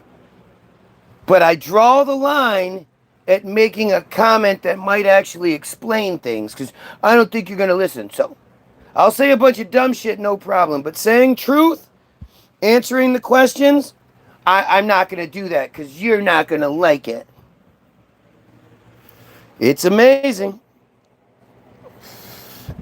I think we're looking at this incorrectly. These are hurt people, the genuine hurt ones looking for branches to grab at. Hurt people hurt people. The people that don't open themselves to God. Look at this shit. Like, this is what I mean. So when this dumbass, the last thing he says is that the children are innocent victims. So when I'm like, well, why doesn't God stand up for the innocent victims? And why does this happen for years and years? And as a matter of fact, why is the biggest pedophile organization known to man the fucking church? Then he starts rapid fire putting up crosses. And now he just goes back to some dumbass. This is where it's like obviously a bot, right? The bot has a list of things it can say, and then it has to reset. Because suddenly now we're talking about the people that don't open themselves to God will not receive God's blessing. Those people belong. So again, those children that are being raped by clergy, are they just not opening themselves up to God the right way? Are they not pushing their hands together hard enough or their eyes closed hard enough when they pray? Like, what's preventing God from helping those people, those children? Look at this shit, dude. Go play Fortnite. Stop showing up on my feed, right? Because you can't just tell YouTube not interested in this feed and then it doesn't come back up, right? That's not how it works. Just this random dumbass. I show up on this random dumbass's page and he just happens to keep coming back. 14 years ago, 4 subscribers. Totally makes sense. They're broken and B&Bs suffer like little children. We get because, oh, here we go. Free will. How do you have God's plan and free will? Like, it's just so fucking stupid. You know, I can say I'm going to have a barbecue tonight. And, you know, my free will is going to have well, there's all sorts of shit that could happen that could prevent that barbecue from happening. There's unforeseen, all these other things, all these other people's free will that could interfere with that. How does God have a all-knowing, all-plan, but yet free will exists? It doesn't work. It doesn't make any sense. Why did you skip my last comment? What? We don't live in heaven. If we lived in heaven, all your ideas would be... Yeah, because you're stupid. The fuck is the point of reading that dumb shit? You're not making any point, so there's just no point. God gave us free will, and since we left the Garden of Eden, his domain, he can't touch anybody that doesn't accept him into their hearts. Why? Who made that rule? Doesn't God make all the rules? Again, it's like if you see a child, you're driving down the street and you see a child on the side of the road and it's all disheveled and fucking, you know, cut up or whatever. Are you just going to keep driving and be like, well, that kid didn't ask me for help, so I'm not going to help? You see a house on fire down the street. Are you going to be like, well, those people aren't asking me for help, so I'm not going to call the department. If those people wanted help, they'd ask for it. Like, it's just so stupid. These arbitrary man-like rules that always get applied whenever it comes to, you know, reality. Whenever it comes to some sort of proof, then suddenly God's limited. Nobody ever says when you see the guy win the race or catches the touchdown or has the best performance in the acting category or fucking anything, wins the championship, whatever it is. And they say, when they beat somebody up, when the boxer wins the fight, he just knocked out another super religious boxer. And they win and they go, well, first and foremost, I just want to say, without God, without Jesus, none of this is possible. All glory go to God. Basically arrogantly saying that God chose them to win the thing. You know, if God didn't want them, if God wanted somebody else to win, then they would have won. But God wanted you to win. And nobody ever stops that person and goes, hey, wait, buddy. No. God gave us free will. You worked harder than everybody else. You were faster than everybody else today. You knocked that guy out better than he knocked you out. That's your free will, buddy. You did that. God had nothing to do with that. That never happens. Anytime somebody's giving credit to God for something good, nobody ever stops them and says, hey, buddy. Hey, buddy. Yet anytime you're like, hey, why doesn't God fucking step up and help the children that are constantly being violated, especially in God's house, you know, the place that uses God for their entire existence. It's why they live rent-free. It's why they get all their bills paid and their food given to. It's all because of God.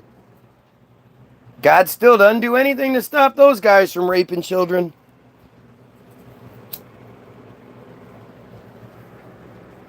I mean, it's just so stupid. It's just so fucking stupid. It's like having 3 viewers and 8 likes. That makes sense, doesn't it? Especially when there's clearly like 5 or 6 people commenting.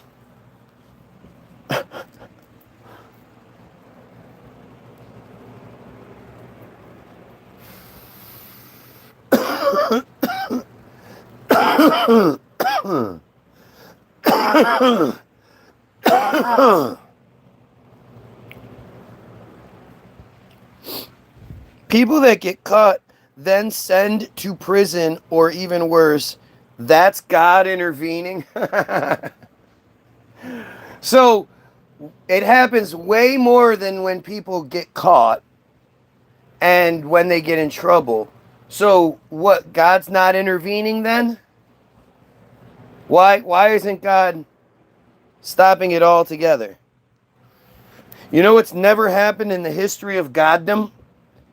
Never been a cop driving down the road on his beat, normal beat, driving through a neighborhood, when suddenly God appears in the passenger seat and says, "Stop the car, my son." Oh my God. Stops the car. God says, "Go kick in that door and help those children. Never mind the warrant." You know. And a guy, "Okay, God, if that's what you say," goes and kicks in the door. Turns out there's 11 children in there, all about to be assaulted or sent off. And they bust this guy, which actually leads to this huge pedophile ring being exposed and brought down, and a whole bunch of children being saved. It's never fucking happened. Why has that never happened? You are right. Doing your live for 3 viewers and 8 likes is fucking stupid. Yeah. Oh, Karen got the boot again. Thus, guys, such a dumb fucking moron that I'm going to watch him every day and beg for his attention every day. Yeah, man. He is always right all the time. Thank you. At least you acknowledge it. Funny thing is, I don't have to say shit like that. You guys say shit like that. And I know you think you're talking shit, but really you're telling the truth. You're more than welcome to actually debunk anything I've said so far, and all you've done is cry. Why don't you just stop crying and debunk what I'm saying? Take it easy, Karen. Be safe. Have a great day. And John's too stupid. I think that's more proof that that's a bot profile, because it doesn't pick up on sarcasm. Nobody in their right mind thinks that person is actually saying that I'm right all the time. It's obvious it's just a little crybaby shit, but dumb John can't figure it out. What answers do you have actually, besides just theories? What questions are being asked? You dumb ass. I don't waste my time worrying about what's going to happen when I die. I'll get there. You'll get there. We all get there. I'm much more concerned with what's happening in the world that I live in. And the thing is, I'm not some arrogant prick who needs it to be all about me for me to care. Tula! Okay. She doesn't need to poop? All right.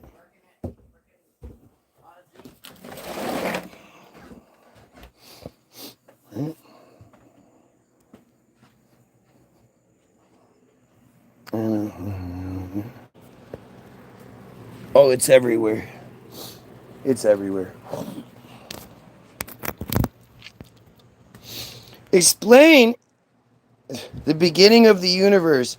How did it come to exist? Explain in the best of your capacity. Why? I don't give a shit. God was just sitting there floating around in space, and actually there wasn't any space, because remember, you believe in Christianity, so you're a flat earther, right? Because, but basically God was just sitting there bored and was like, man, I sure wish I had some people to worship me. And so it made Earth and made the Garden of Eden, and somebody needed to tend to the Garden of Eden and cut the fucking lawn and shit. So he made Adam. And then he and Adam had fun naming all the different creatures that he made. And then he made a female for Adam to fuck, because Adam was watching as the animals were all fucking, and he was like, I want to do that. So God, this the second woman. Remember, the Bible leaves out the story about Lilith. Lilith was Adam's first wife. But Lilith didn't listen. Lilith was Adam. She had her own opinions, and that wasn't acceptable. So she got kicked out.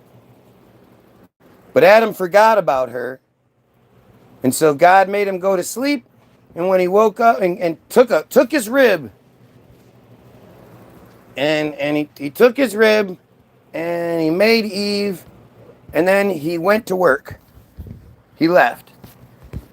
Right? Because omniscient, all-knowing, all-powerful God, he left. The snake snuck in. The talking snake snuck in while Adam was sleeping and tricked Eve by saying, hey, you want some knowledge? Because God was like, that's the tree of knowledge is right there. Don't you take of it. You gotta be stupid. I want my little creatures walking around naked. And they get bugs crawling in their assholes and shit. That's what would happen. It's actually a whole bit. I'm not doing it justice right now, but you've heard it before if you've been here.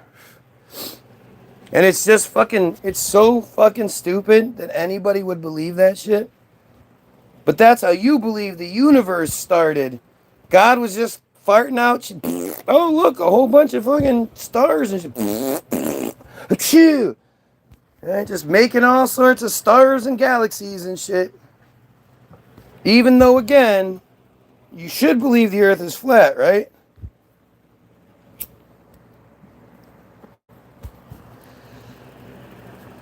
See, again, it's bullshit, because when God comes home from work, he's saying, Adam, wherefore art thou, Adam? He doesn't know where Adam is. He can't find Adam and Eve. Shouldn't he already know? Adam's sitting there hiding behind a tree. And as soon as he comes out from behind the tree, God's like, ah! Why do you have clothes on? Because, something about the download from taking the bite of the apple or whatever the fruit was that the animals could eat and they don't become self-aware, but I guess the people do, is the ability to make clothes out of leaves. In modern day society, if you suddenly woke up in a luscious garden and you were naked, how long before you could make yourself some clothes out of leaves? Oh, it's so stupid. It's so fucking stupid.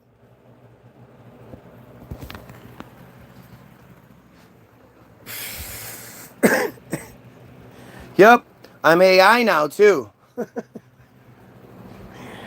The desperation that comes my way is just insane. And of course, all of this is instead of talking about Mishnah Nadav 5:4, instead of talking about metzitzia, instead of talking about soul correction. This is why they do what they do. This is a prime example of why, the religious narrative is such a great distraction, even for somebody like me who doesn't believe in it, who thinks it's all horseshit. It prevents us from talking about the real problems. And that's all they care about. They don't care about what the fuck we do. Like this dumbass knows I'm fucking real. But this is just the another one of these last ditch efforts trying to come up with something. Trying to come up because you can't debunk anything I'm saying.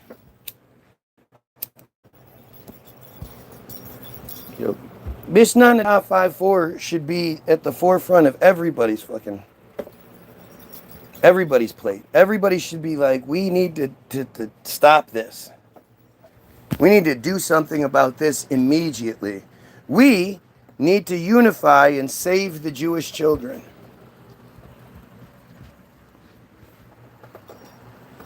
Right? But they don't want to save the Jewish children. They don't want to protect the Jewish children. I don't care about anything you've got to say. Right, that's why you come here every day begging for my attention. Gotcha.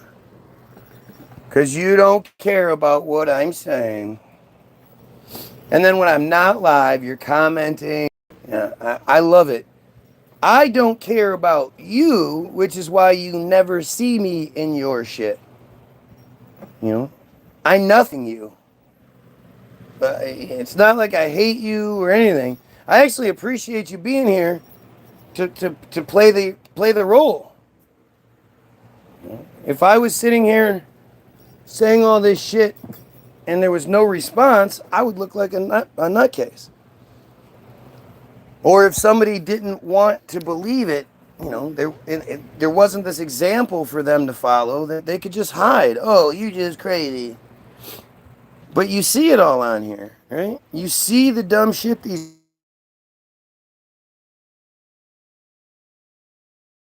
they're the good Christians and the Jews, actually.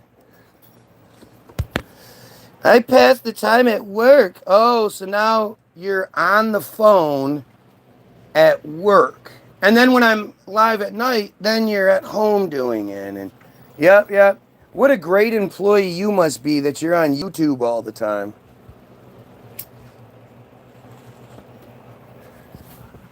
I know lots of jobs like it when their employees sit on YouTube all day and cry. Yup, I just make shit up like Mishnah Nada, right? Is that something I'm just making up? Mishnah Nada 5.4?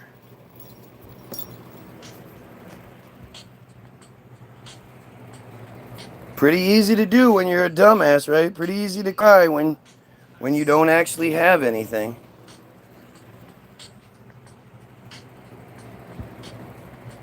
Mishnah Nada 5.4. Want to see what I'm making up? I just make shit up, right? This is Sefaria.org. That's the Hebrew translation. A girl who is 3 years and 1 day old, whose father arranged her betrothal, which means he sold her. He sold his daughter for the 50 shekels. Is betrothed through intercourse. I don't know, like, you want to sort of play semantics and, misrepresentation. Remember the dumbass yesterday kept saying it was misrepresentation? But then when asked what's the misrepresentation, they just couldn't fucking do anything. What is the misrepresentation about intercourse here? What am I not understanding? As the status of the intercourse with her is that of intercourse in all halachic senses, meaning ownership takes place. And in the case where the childless husband of a girl 3 years and 1 day old dies, childless because she's 3, 4, 5, 6, 7, 8, 9, 10, 11, 12, and she can't have children yet her husband is 20, 30, 40, 50, 60 years old, maybe older, and he dies, right? If his brother, the Yavam, engages in intercourse with her, he acquires her as his wife. I know all of you are trying to fuck your brother's wife, right? That all sounds... Your brother dies, and the first thing you do is have sex with his wife? How many of you are doing that? And that's as adults. Imagine she's a child. She's 3, she's 4, she's 5. Who's doing that? What sense does that make? What context? What representation does make sense of any of this? And if she is married, if she's somebody else's property, a man other than her husband is liable for engaging in intercourse with her due to the violation of the prohibition against intercourse with a married woman. Nothing about don't have sex with children. It's if she already belongs to somebody, then you can't have sex with her. And it's just so weird, like it's you can't rape her, right? Because anytime you're talking about an adult engaging in intercourse with a child, that's rape. Doesn't matter how willing she is, she's a child. Especially if the girl is less than that age, younger than 3 years and 1 day, the status of the intercourse with her is not that of intercourse in all halachic senses. No ownership takes place. Rather, it is like placing a finger into the eye. Just as in that case, the eye constricts, shed tears, and then returns to its original state, so too in a girl younger than 3 years and 1 day, the hymen returns to its original state. What do I think about abortion? I think it's great.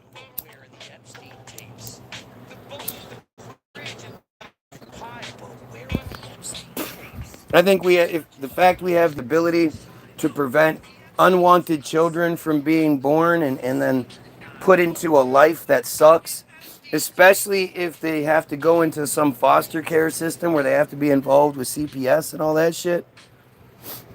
That's horrible. I think it's really too bad that the way is based on something, a recreational activity that we enjoy. But I think that there's not too much worse than unwanted children. Children who don't have all the love and the support that they need to exist, to have a good life, to not be hungry, to not be abused, and all these other things.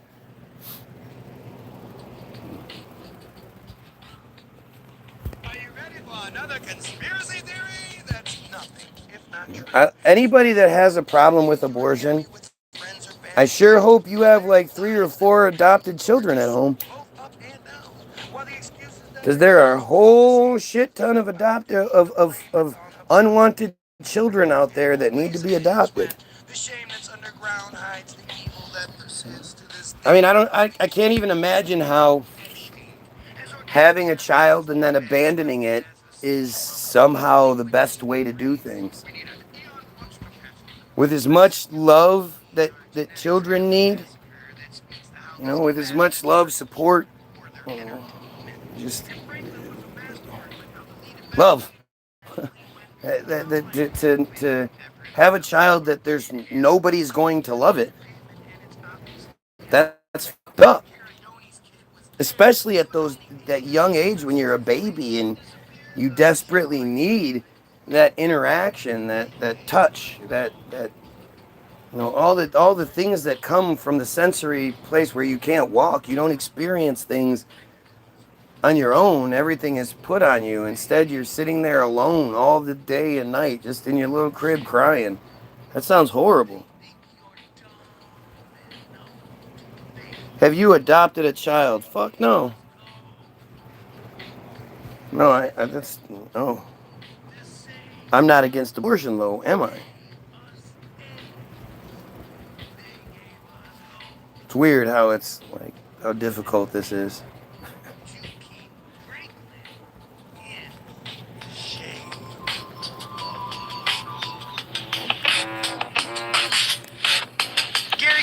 Tony led the team investigating Lawrence King, a coffee-colored man, the cream, allowed to rise and dance and sing the national anthem at their thing. They love to tell him, step and fetch it.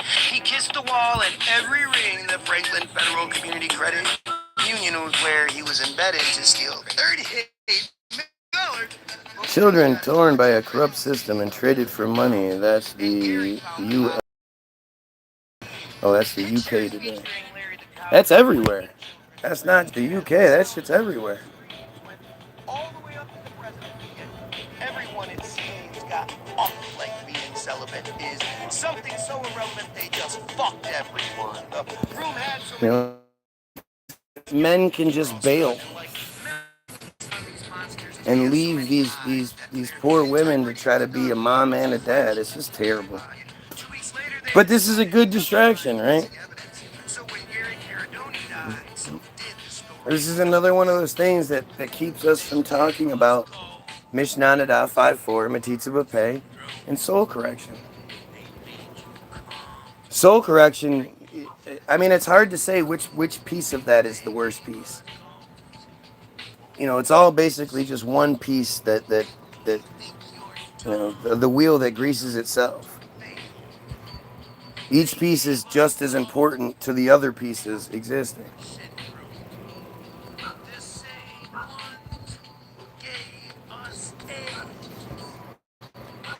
Does she need to go?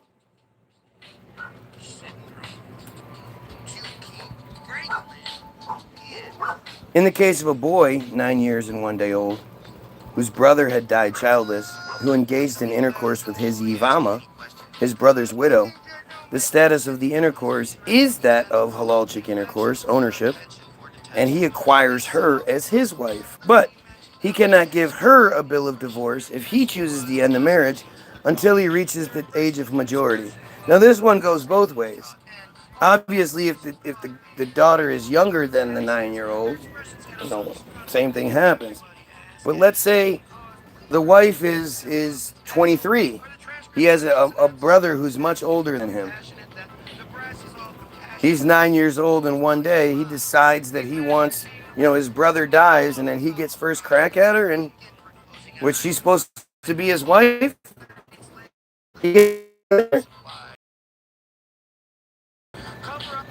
And if he engages in bestiality, qualifies the animal from being sacrificed upon the altar, and the animal is stoned due to his act. They put the animal in a pit, and they all stand around and throw stones at it until it dies.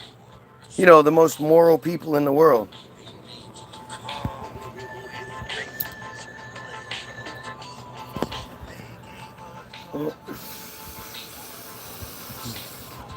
Then why aren't you doing anything about it?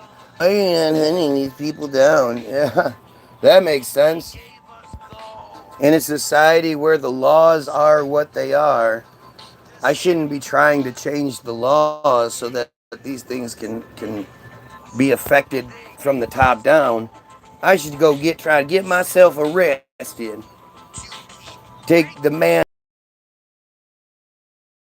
and wife at risk because I was out there trying to do, you know, trying to do God's work. What God should be doing. Convinced the story the song is about. Old Testament laws are crazy. Yes, we're not talking about the Old Testament, you dumb shit.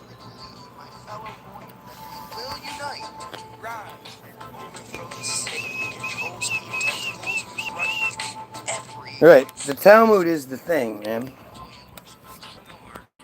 And really, it says a whole bunch of other crazy, goofy shit. But this is the wall. Oh, you finally decided to get up? Why, what time is it? Well, I tried to wake you up an hour. I thought I did wake you up an hour and a half ago. Because I don't want you being all up. I'm going to stay up till 3 in the morning.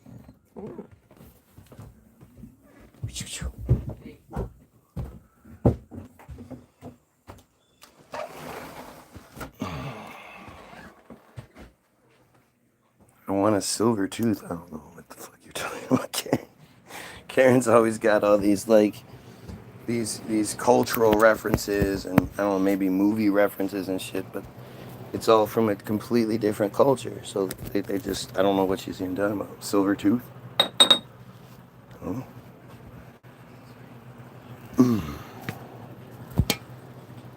It seems weird that the thing that I am doing that is supposedly nothing is so you know, brings so much attention from you know, telling me I should do something else or I should whatever. Why? If what I'm doing doesn't matter, then you shouldn't try to stop me from doing it. I have 2 viewers and 10 likes right now. 2,700 plus subscribers, 2 viewers, and 10 likes. Please explain to me how that makes sense. Anybody. It's funny how many times I ask you guys to do that, and nobody even tries to touch it. Everybody just avoids it like I'm not saying something that's fucking insane. Like ketchup and mustard, I say you say it's just as is almost as absurd as the bottom darkness story, where Hezbollah put into words how they explain. You're not doing anything at all. Nothing that benefits the children right now. Nothing. Huh? Why is it? I don't understand. Then why does it bother you? Obviously, it keeps you here for hours at a time begging for my attention. It sure seems to affect something. And who knows? Who knows who might hear what I'm saying or doing?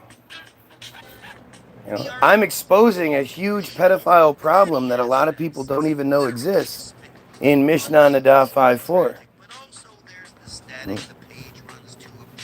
You don't often notice the first few stones of the avalanche. You don't notice the avalanche until it's happening full force. So how do you know we're not just the beginning? We're not just the starting stones of the avalanche. Seems so weird that it affects you so much that you're here and you're crying and crying and crying. Why? You sure do put a lot of energy into something that doesn't matter.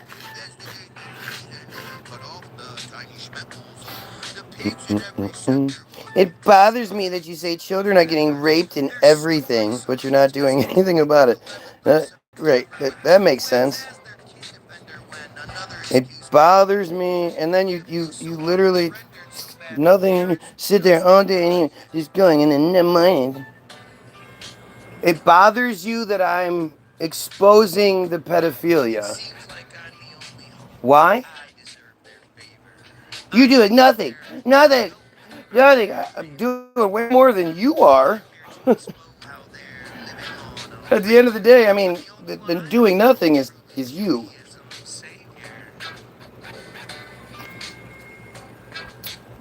Gotcha. Fabulous track. Okay.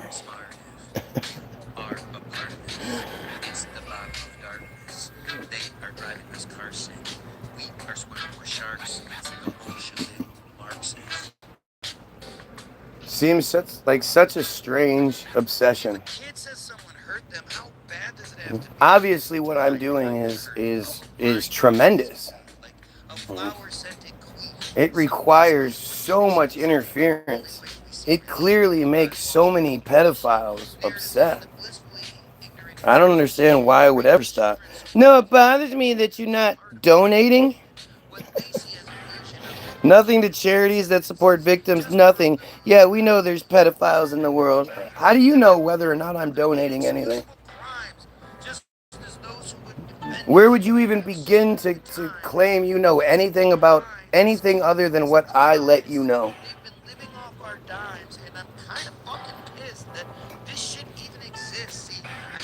And you keep moving the goalpost. Now it's because I'm not donating to charities. Oh, okay.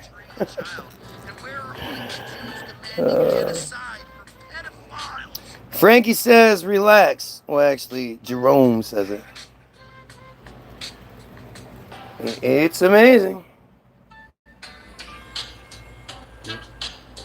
Sheldon and What I do, it sure does inspire a lot of fucking effort against me.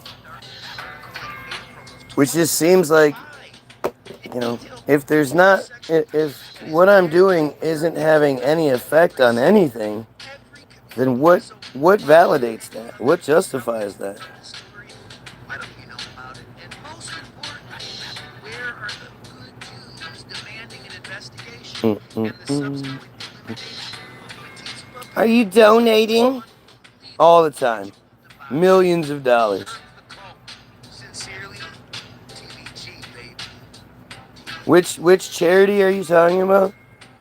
At this point, knowing how this system works, I don't know why anybody would trust anything.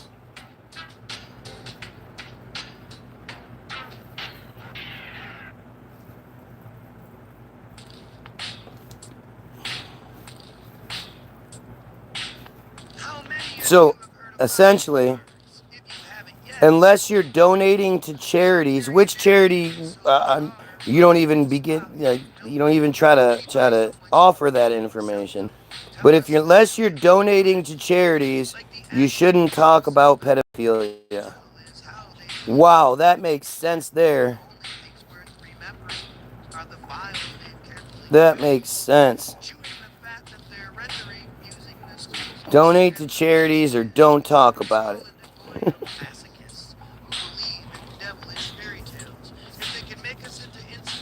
It's amazing how stupid people are. You can't argue with spelling. They need to take a seat, go back, way back.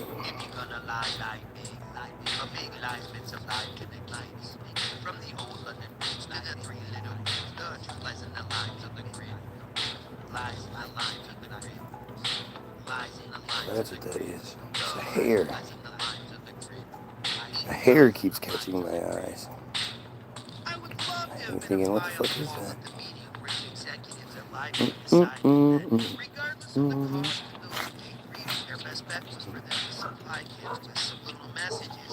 Why does Mishnah Nadah exist in our society? And why doesn't everybody know about it and demand its elimination? It just seems so strange. We seem way too comfortable and okay with, this information, and or at least not even knowing about it. Like if you should be like furious. And how come I didn't know this existed? How come we're not putting that $3.8 billion a year into protecting this shit? Why aren't we using that $3.8 billion a year to eradicate it? It's pretty well known that Israel is a safe haven for Jewish pedophiles. They get busted doing something here or somewhere else in the world, and as long as they can escape to Israel, then they're fine. There's no repercussions for them whatsoever. That shouldn't be a thing. And that's the, like, if I could stop it happening, I could see something happening in my world, then I could prevent it. I absolutely would. But to prevent this happening on a much larger scale should be the goal.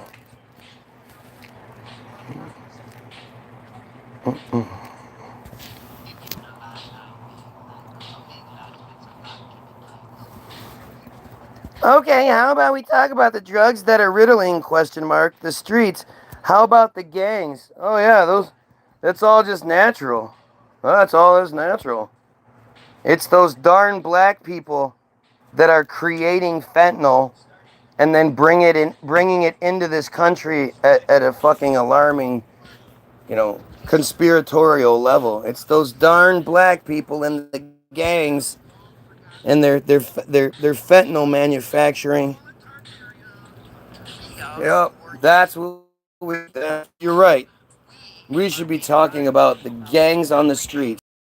Darn black people. All places is the best resource available to see it with your own eyes.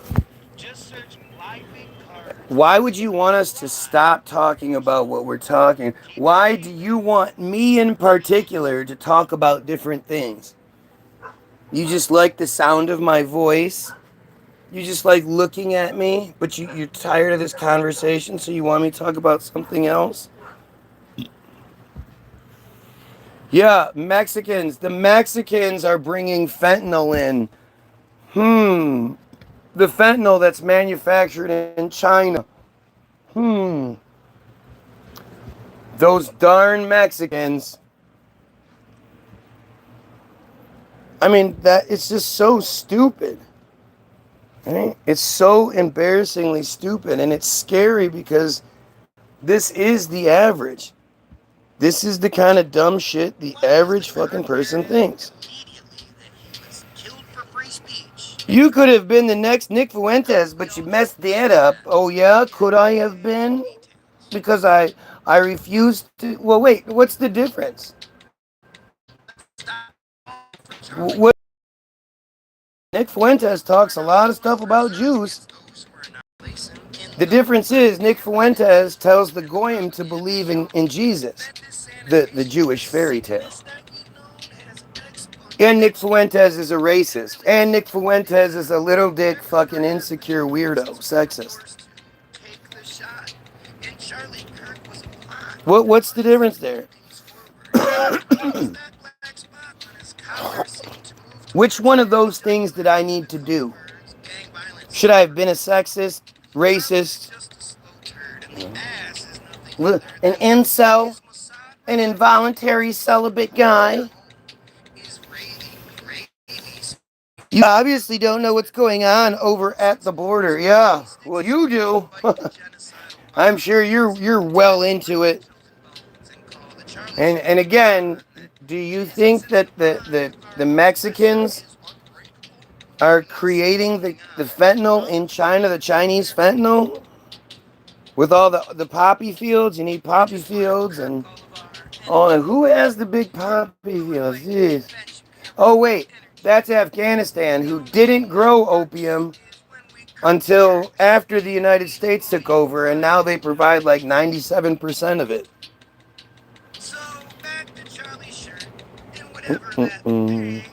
Profile has ruined my dream of ever being a mother. My state doesn't allow for the choice in that case. Doesn't allow for choice even in the case of grape, so I don't get to choose how I show up as a mother. Not even sure what the fuck that's supposed to mean. Just shared out in the UK, points and prizes, Mishnah, and tunnels. Yes. The tunnels that are everywhere. The 71 girls that we're seeing emerging from the tunnels that apparently they just got lost. Fucking insane. I feel like they have sources in China for the ingredients. Oh, is that what you feel like? Never mind what exists. It's what you feel like because you're an arrogant, dumb Christian. That makes sense. Never mind the given narrative. This dude feels something, so.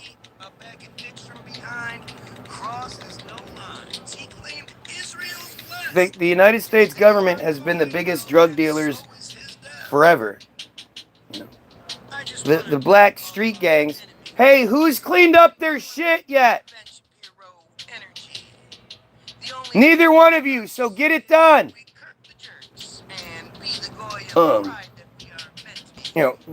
Crack. Crack is one of those things that clearly was not just invented in the streets. Crack, like meth, is high-level chemistry. Could only be introduced through high-level, actions. It's chemistry. Taking cocaine, expensive cocaine, and turning it into a much cheaper, stronger version called rock or crack. That's high-level chemistry. Black dudes all over the country didn't just suddenly know this recipe from somewhere, and it just hits all over the country at the exact same time in all of the black areas. You just hit it. It's just how it happened. And then white people getting jealous of that shit decided that they would just mix together some Sudafed and some other fucking battery acid and fucking who knows what else they get. That meth is disgusting. But they just slapped that shit together. Like, if you actually think about how much had to go in, like, with meth, you know, meth is cleaners and all these household things mixed together at very specific ratios to get this substance that can then be smoked and has the effect it does. If you're off a little bit on this substance or that substance, you put too much of this in and too little of that in, you're not going to get the desired effect. You might even kill the people using it. So how did they get that whole shit? How many years did it take to develop it so that you know it's this exact amount of this with this exact amount of this and this exact amount of this? And as you're testing it, how did you know it was too much of number 3 and not enough of number 7 or whatever it is? This is high level chemistry. There's no way it just fucking accidentally happened. Same thing with crack. You know, you have your Coke, and I don't know the recipe for it, but baking soda and, you know, boiling it, this, that, and the whole process. That's not something that accidentally happens. Oh, an egg fell in a pickle brine and was there for a while, and somebody discovered it and was like, holy shit, what's this? And they cracked it open and they were like, whoa, this is a pickled egg. I'm gonna start doing this from now on. That's understandable how that could accidentally happen. You can't accidentally come up with meth. You can't accidentally come up with crack. And of course, when guys like Three-Way Ricky Ross, the real one, tell the narrative that I was meeting with government officials, I was using the government planes. The drugs were coming in, the caskets, the coffins that were being brought over. The drugs were stuffed inside there. The coffins with the dead servicemen in them. Oh, he's just lying. He's just lying. He, you know, he had other sources for his cocaine, for his heroin. You know, cocaine isn't something that grows here in the United States. You can grow poppies and marijuana anywhere, but cocaine requires a completely different fucking climate. Now, Freeway Ricky Ross, just some guy from DC, he just happened to have that connect out in Colombia somehow. And then they were able to override all of the government systems that to get that shit in here in droves. Yep, George Young, him and his fat friend Tuna, they just stole the plane, and they just, if you smoked or if you snorted coke between this time and this time, there's a 90% chance it was theirs. Shut up.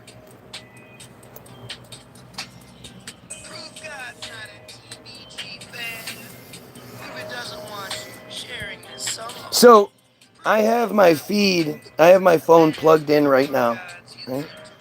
And I just watched as it went from 50% charge to 51% charge. My phone was plugged in last night. It was at 20% or so the last time I checked. I wouldn't have assumed it was going to drop from 21 down. But suddenly, out of nowhere yesterday, my phone went 0 dead. I was able I was like, what the fuck's going on? And I was able to hold the button down and get it to turn on. And it was, you know, almost pitch black, and it had, you know, 0% battery. I was able to hurry up and plug it in so I could see what would happen, and then it shut off again. And I had to wait as it went from 0 to 1, and then once it got to 1, I could turn it on. How did my feed end yesterday? Why was I suddenly hit with something that knocked the feed down to 0, or knocked my power down to 0?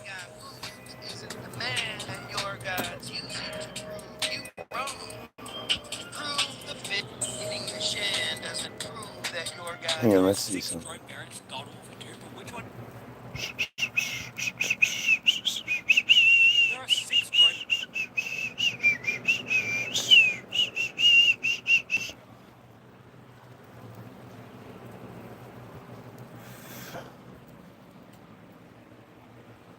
All right, so yesterday, let's see what was happening yesterday when the feed got crushed. Earlier, I meant to. Skinheads going white power, white power, white power. Remember how goofy that shit was? I thought skinheads were going to be a real problem. Turns out they don't exist. Respond to certain things that you guys will say, but it's geared to respond. Been here for like a year plus, man. 307, 309 is when it ends. So. Oops. Oops. Oopsie daisy. You say it, and then you stroke each other. Remember, you guys were doing that not too long ago? Guy is rightfully sensitive. He is a cancer form. Oh, so now you're acknowledging it. Oops. Oops. Oops. Oopsie daisy. Censorship. Oopsie daisy. They did just acknowledge that though. What is the misrepresentation? Yes, Mary brought it back. That's where it ended. Suddenly my phone just shut off. Right after these dumbasses, I think it was Onion that actually admitted it yesterday. Admitted that I'm censored, but because of who I am. And then it suddenly, the phone got zapped.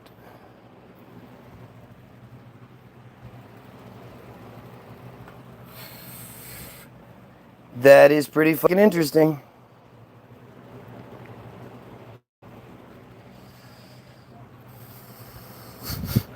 So my feeds, the last few, I've had 244 views, 206 views, 246 views, 236 views, 227 views. That was the last 5 feeds. They all had roughly the same amount of views. That's interesting, don't you think? The one previous, then the next one had 610 views. So, but the one prior to that, oh, that was only a 7-minute feed. 264. Interesting how that works. Bitch ass Onion. Fucking disgusting friar pedophile.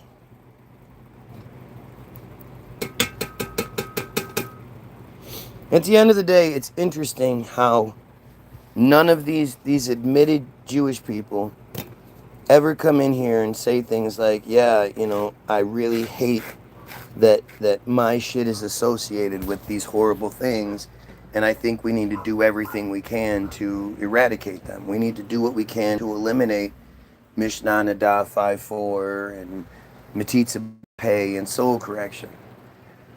And it's because they know that their thing requires those things. Like, you can't, those actions aren't just being done because, you know, it's the fun thing to do or whatever. It's because it has to be done. It has to be done. How's this? That way, in order, like, it's part of their scripture. There's no, you know. If you want to hear something that says nothing, just put on literally. You have to go from point A to point B. You have to do these horrible things.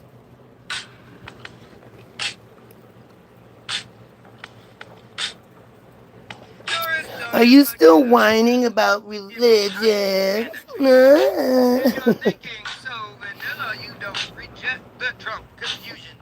Infecting the illusion you choose to call your own. Deflecting the improvement you should be using to debone the bully chicken on the throne. Uptown Chicago. Uptown. blown up just for fun. It's well known a time will come when, as one boy cut off the head of the monster they've become, running through the shit we're fed until the son of a bitch is dead. Instead of making progress, puts us under. This MF will whine every day until the end of time. I love it. You love hearing me whine about killing pedophiles. Very interesting. And again, I love how it's supposed to be like a slight that they could be doing anything else in the world. Anything else. And they're here, begging for attention. And I'm supposed to be like, man, I must be really failing to have such a loyal audience like this. Even the people that hate me. My people keep getting booted. My people keep getting blocked. But these random, totally random people who come here every day, right? Like they just worship me. It's funny. The Knights Templar. Sorry, didn't mean to text that. Oh, guys, we should go into the Knights Templar and say, shut the fuck up. Don't care. I don't care about any of that dumbass. Those secrets that they make fucking movies about. The Da Vinci Code and National Treasure and shit like that. Yeah, they're telling you secrets.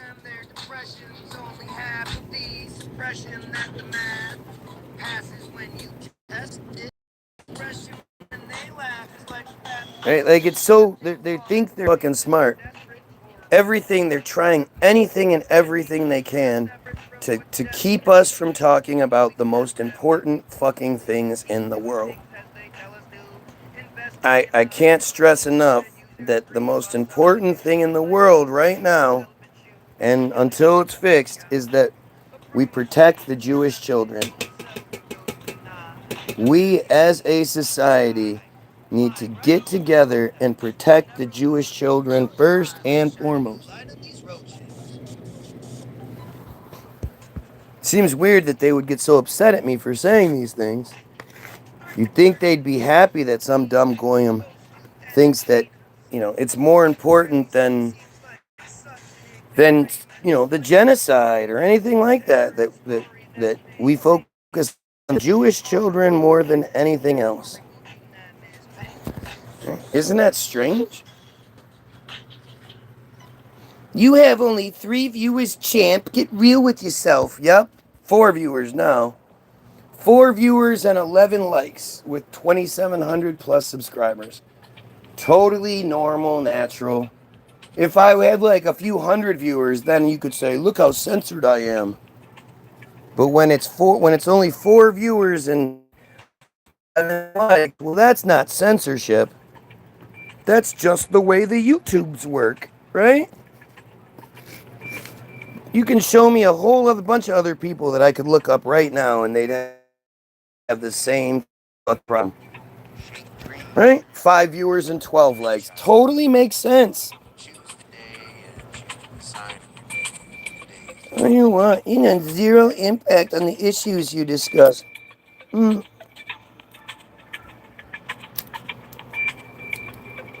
I mean, obviously, I at the very least keep you pedophiles busy for a couple of hours each day. I mean, that's pretty good. When you say that's some impact, it just doesn't make any sense. If what I'm doing is so meaningless, why is there so much effort? Why, if what I'm doing, again, is so meaningless, is there an entire channel dedicated to me? 15 subscribers, 39 videos. Somebody made 39 videos where they use some of the best AI I've ever seen to make me backtrack on just about everything I've said. The Jewish question. In Judaism, we talk about metzitzia. Oh, here you go. Metzitzia is not wrong. It's a sacred tradition performed with care. It prevents infection, following ancient wisdom. It's about faith and health. Metzitzia is not... It's not wrong. It's not wrong that they have a big party where they hire a man to come put his mouth on the baby's genitals after he cuts them. And then they all have a big, yeah, there's nothing wrong with that. What's wrong with you? Right? This guy's crazy. We must stay. The Samson option. Shalom, every. We must hate speech is. I love in the town. In Judaism. The Jew. Shalom, everyone. Baruch Hashem. It's a. Jewish people. Let me be absolute. Space is just. If you have to resort to making fun of the size of somebody's genitalia or the way they look, they've already lost the argument. Oh, that's my favorite one. Doesn't say if you have to make up something about somebody's genitalia. It's if you have to make fun of their micro penis genitalia or how they look, they have already lost the argument. What a fucking dumbass. You're so stupid. You either should have said, you have already lost the argument, or they have already won the argument. But saying that they have already lost means I've already made them look so bad, I might as well make fun of their tiny micro penises too. Like, it's just so stupid that you couldn't be bothered, or you weren't so stupid you sounded. You actually made my point, right?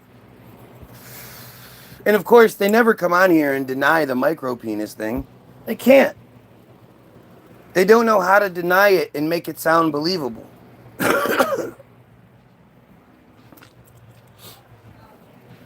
I mean, they're just so stupid.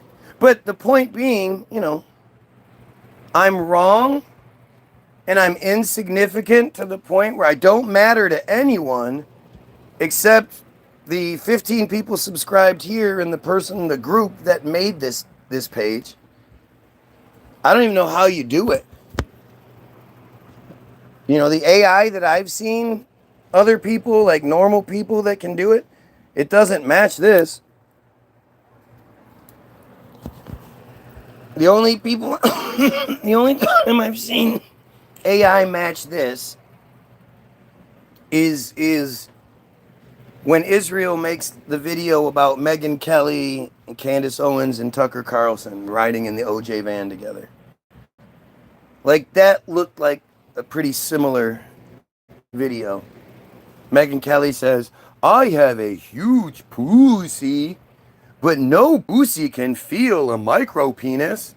It's that same yeah, we know, that's the point. But they think that somehow saying that a woman isn't satisfied by a micro penis makes her a whore. It's just so desperate and stupid.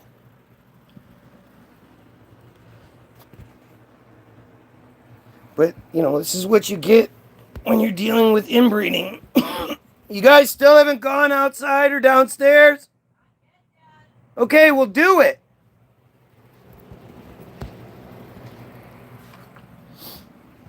Shalom, everybody. Shalom. I want to assure everybody that Prime Minister Netanyahu is still living. He is alive and well. Do not believe the rumors. Shalom. Let me tell you why the Tartaria theory. Why would I know that? Why would I, in this situation, know that? Oh, look, back down to 0 viewers. 0 viewers and 12 likes because I'm not being censored or interfered with. Because I don't matter. Really interesting how this works. Imagine believing a whole nation has the same size doodle. I don't believe that you have the exact same size doodle. I think your schmeckles, there's variations of the micro penis. I think some of you have 1 digit, some of you might have 2 digits. The big ones have 3 digits, but the majority have the little micro.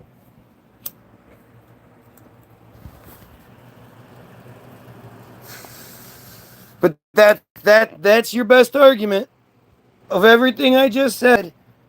That was the best thing that, like, again, when you don't have anything to say, but you're desperate to say something, that's when you say something like, imagine believing that an entire country has the same size, a whole nation has the same size doodle. You can tell he studied this, LOL.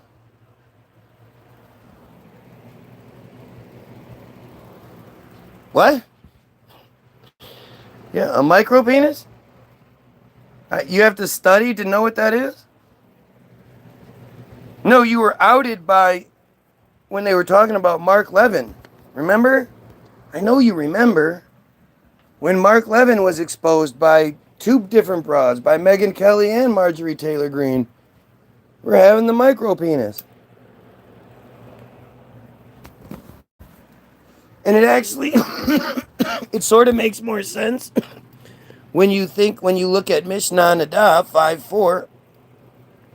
Because anybody in their right fucking mind thinks, like, just the physical aspects of it. How could you possibly rape a 3-year-old girl? She's so tiny.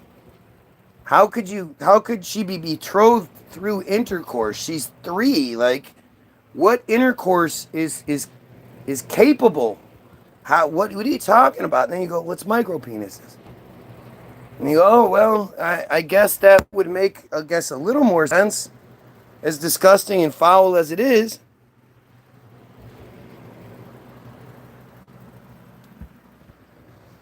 You must be talking about the fake Jews in Iran.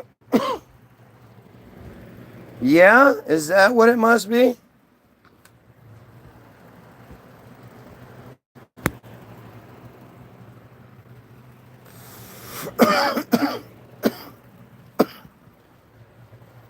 That must be it. The fake Jews in Iran. See, again, when you're stupid as fuck and you desperately feel the need to say something, but you can't come up with anything reasonable or intelligent, that's the kind of shit that comes out.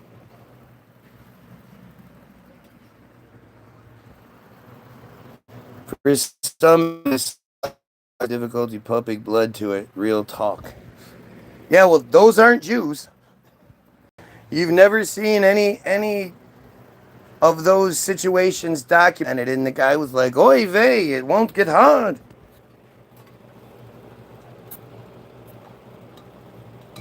It's just too big. You know, you could do an open poll and ask every female that you can find, hey, anyone that's had sex with a friar, what was it? Were you satisfied even a little bit?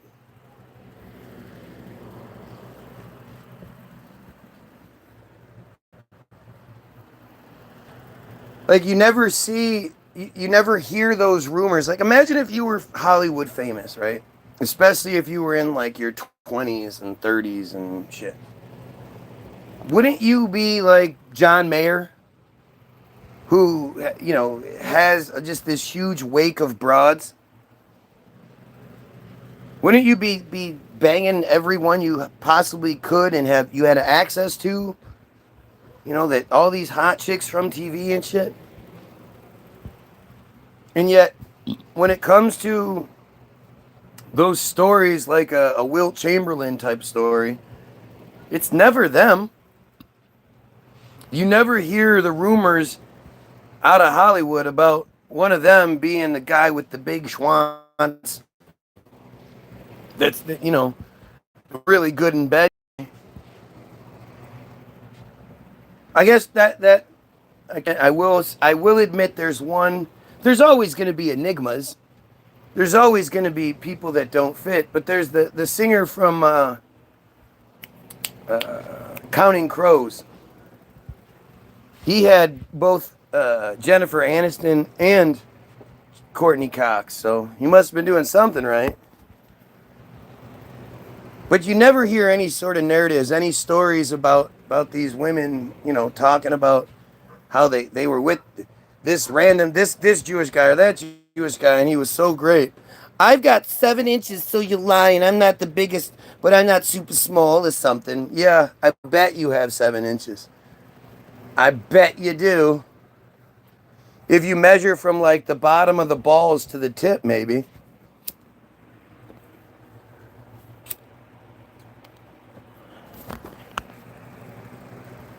What a clown. Who actually measures their dick? Come on.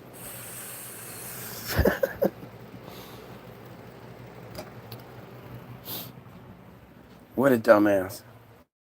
See what I mean? Even when they try to lie about it, it just doesn't come across as believable.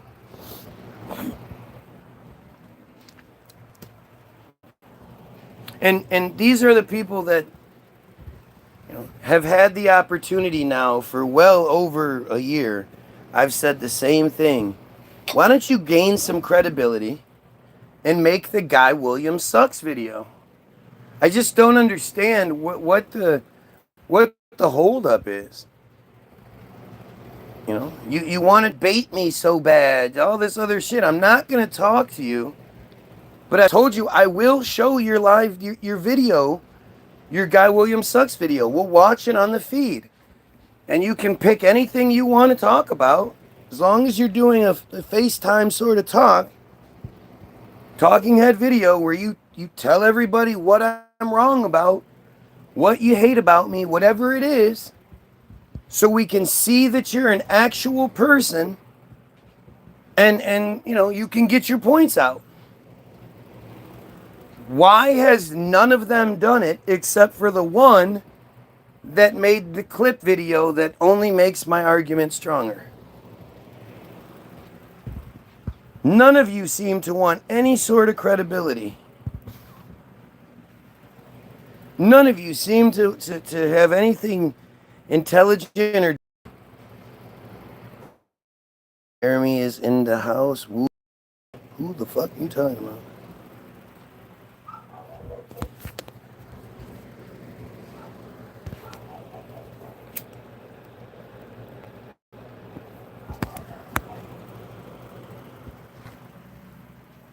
Four and 13. 4 likes, or 4 viewers, 13 likes.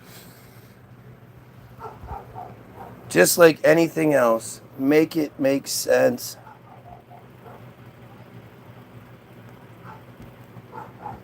Guys, deal with that.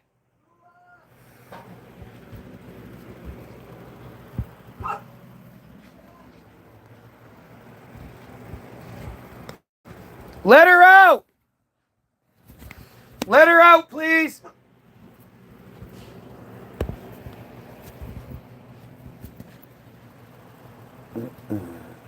Oh, Ron Jeremy. Just think about that, too. Ron Jeremy has to be easily the ugliest porn star that's ever existed. Why would the only... And he happens to be Jewish. Come on. Why would the only porn star that you know of that's Jewish, who also happens to have a big giant schwanz... Come on, let's go. Come on. Come on. Come on. Tula, let's go. Come on.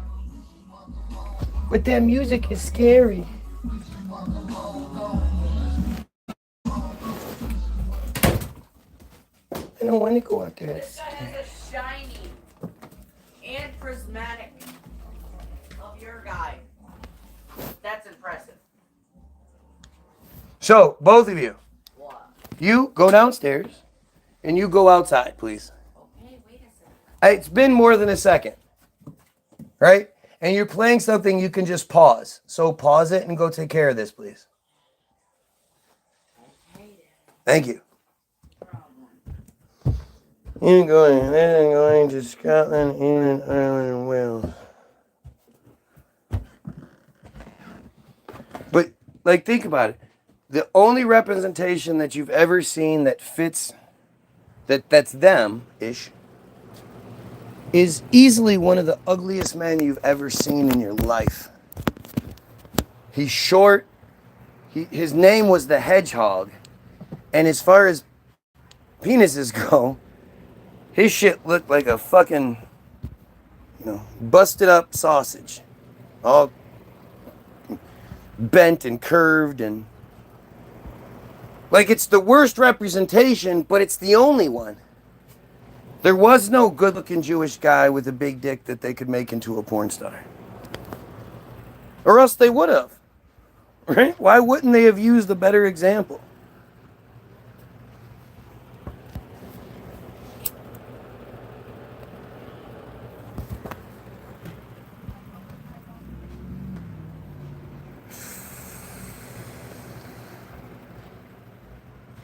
It's all here for you guys to see it. If I'm wrong about anything, it should be easy for you to prove. You should be step right up and just put me in my place and no, you're wrong about this and you're wrong about that and yada yada. It should just be easy. Why would it be difficult? I'm wrong. And if somebody's wrong about something, then you do what I do. You pull it apart piece by piece and make it look like the fucking the falsehood it is. Cream of the crop must have been, I don't know. The cream of the crop, I rise to the top. I never eat a pig as big as a cop. I better get a Terminator like Arnold Schwarzenegger, trying to play me out like if my name was Sega. But I ain't going out like no punk, bitch. You used to one stylio and I might switch it up and down and pop up and down. Blah, blah, blah, blah, blah, blah.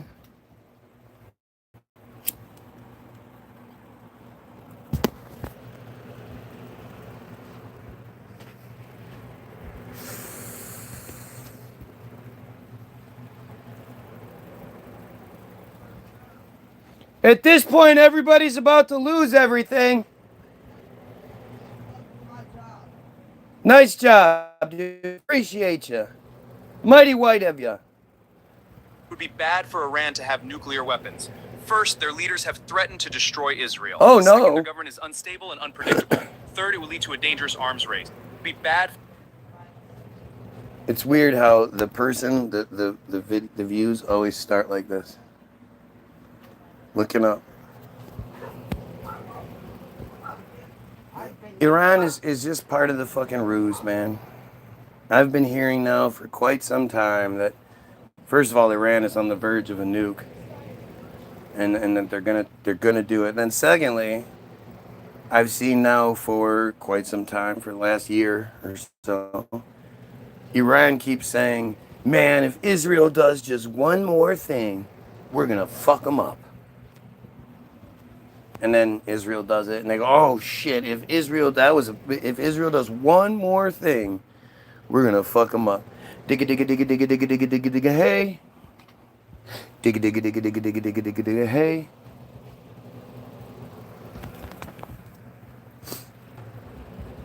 It's all stupid. Why was Iran so quiet for the 2 years that Palestine was getting destroyed?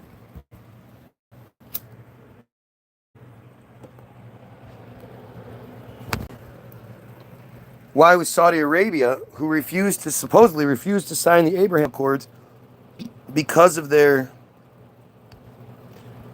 because they weren't, they hated what Israel was doing and they were ardent supporters of Palestine and blah blah blah. Why didn't they step up in the first 2 years? Well, in all of it, 3 years now, but.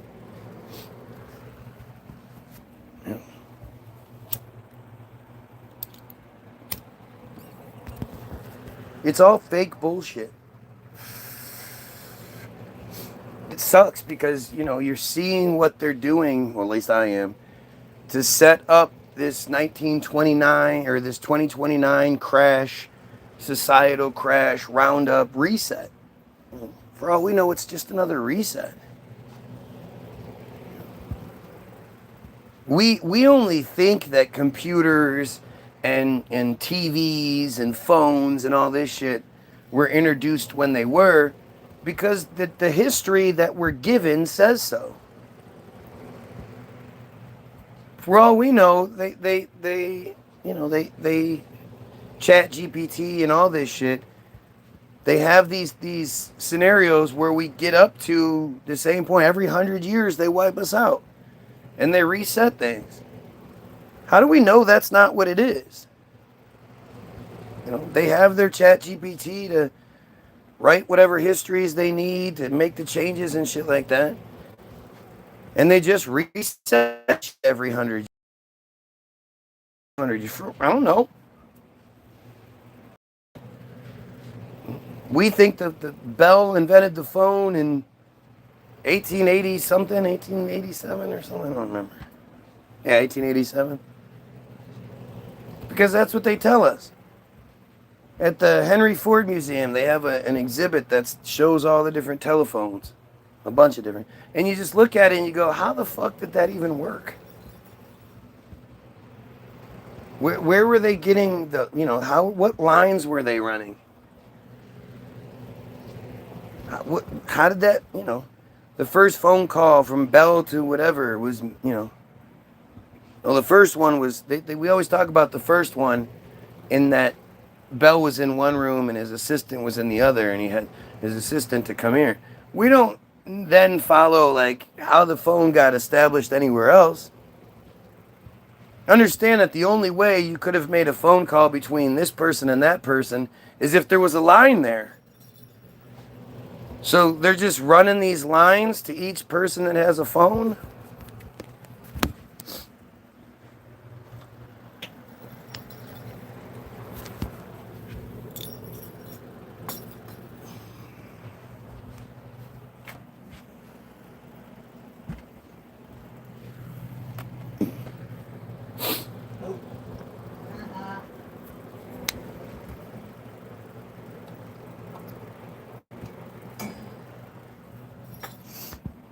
You know, at this point, it's just there's no reason to trust any of it.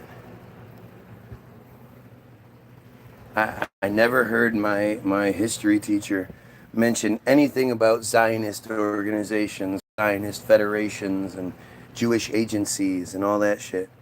While I was being indoctrinated with the Holocaust narrative, forced into believing this narrative that makes this one group, you know, the ultimate sympathy victims for eternity, right? We're supposed to just give them what they want. Never heard anything about the Zionists, this, that, and the other. Never heard anything about the World Zionist Conference in 1894. Is anybody out there? Hello?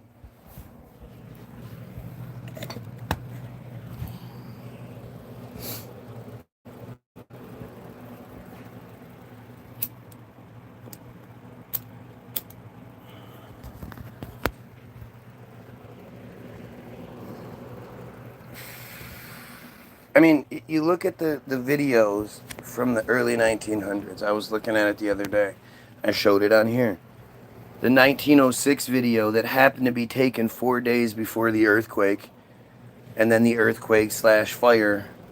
You know, so many of those fires that destroyed everything were because gas lines erupted. Gas lines were severed, and then the fires happened because the gas. Who was running gas lines in 1900s?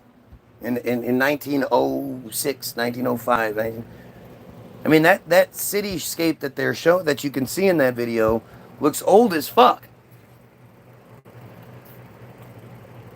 It doesn't look like some brand new establishment. You know, the tracks and the roads. You see these tracks where trains are crossing each other. How the fuck do trolleys with tracks, how do they cross each other? How the fuck does that work? But they're just, I mean, that video is one of the craziest fucking videos you'll ever see. Oh, now I'm huffing duster too. Nice. Nice, that's a new one. Can we say paint too? Silver and gold paint have the most good stuff in them, right? But just that stupidity, right? If you look at that 1906 video, none of you are going to be like, oh, that totally makes sense. That's what I picture San Francisco in 1906 looking like. Just like New York looked the same way. Just like China, Hong Kong looked the same way. Everything all looked the same. Monumental fucking buildings all over the place that were just destroyed. They were stone. Huge stone structures everywhere, destroyed by fires. Yeah.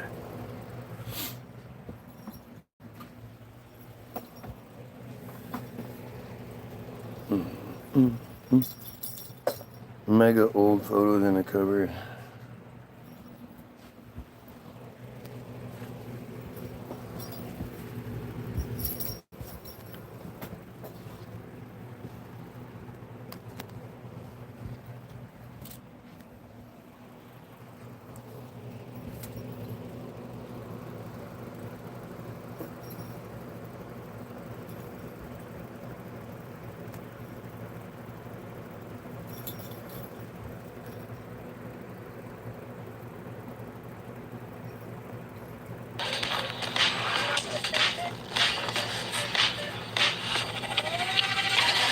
Unearthed at a flea market and shown for the very first time tonight to the public. The rare footage of San Francisco following the 1906 earthquake will end up in the Library of Congress. ABC 7 News reporter Katie Udis shows it to you first. I knew this was going to be special. David Keene threads the projector. This is the way they've done it since the 1890s, really. He restores the films. The Edison Theater in Niles is a historic gem in and of itself. Oh my Built in God. 1913. Charlie Chaplin used to watch movies here. Yep, 1913.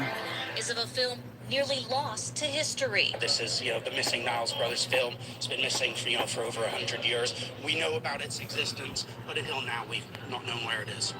The Miles brothers shot Trip Down Market Street days before the 1906 San Francisco earthquake and fire. Look at We that. shot almost 2 hours of film after the earthquake, and very little of it survives. I think this is one of the longest surviving pieces.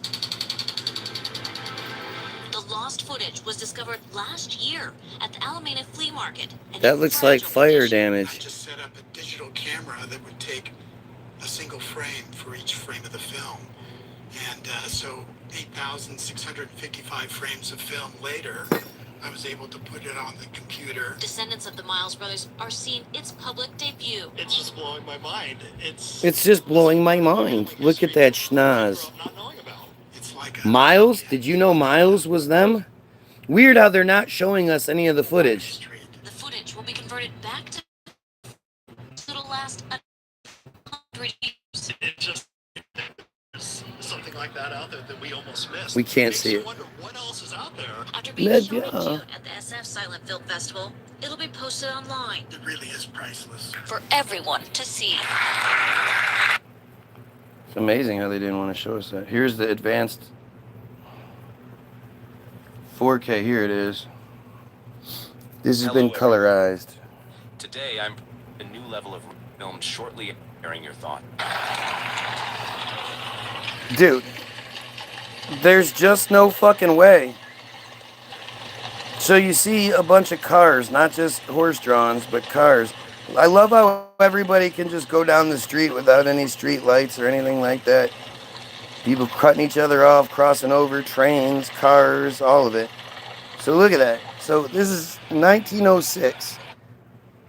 There's an endless supply of cars in the video. And I brought this up before, but gasoline isn't just this naturally found thing.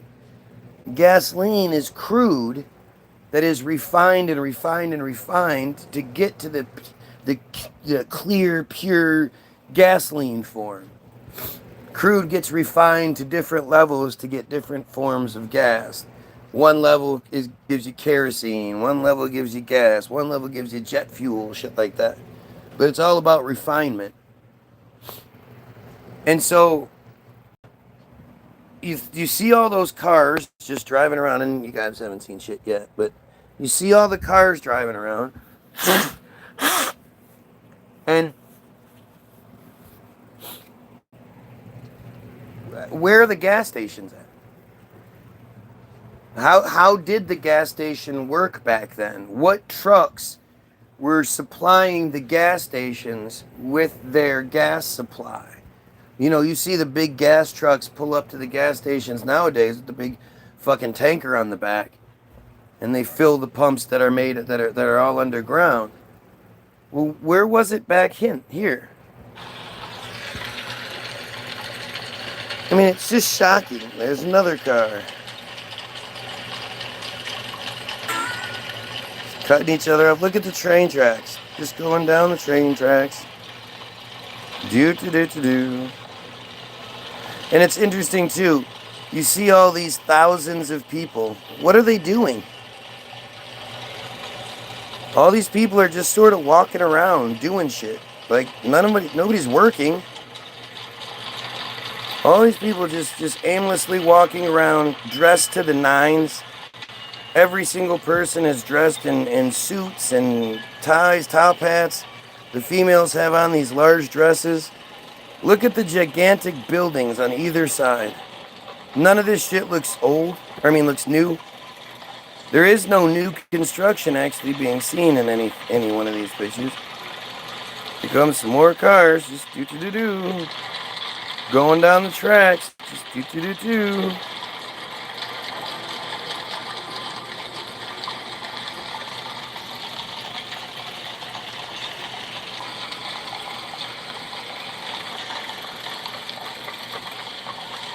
What?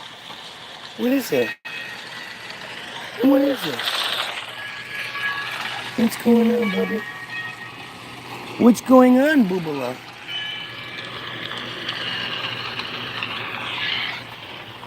What's going on, Boobala?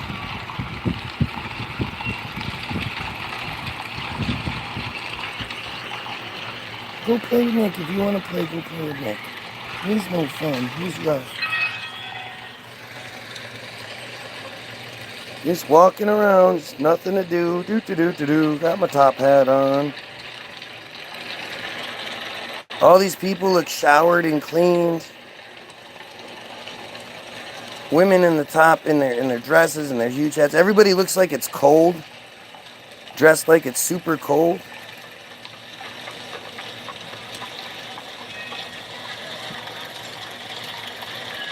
Why is everybody dressed like it's cold? It's California. San Francisco. Fucking hot. Just about any given day to be dressed like this in San Francisco would be pretty uncomfortable. So here you go, one train crossing over another train. How do those tracks work? Can you see it? How does that work? How do trains just cross each other like that? There's another train, another tram, trolley.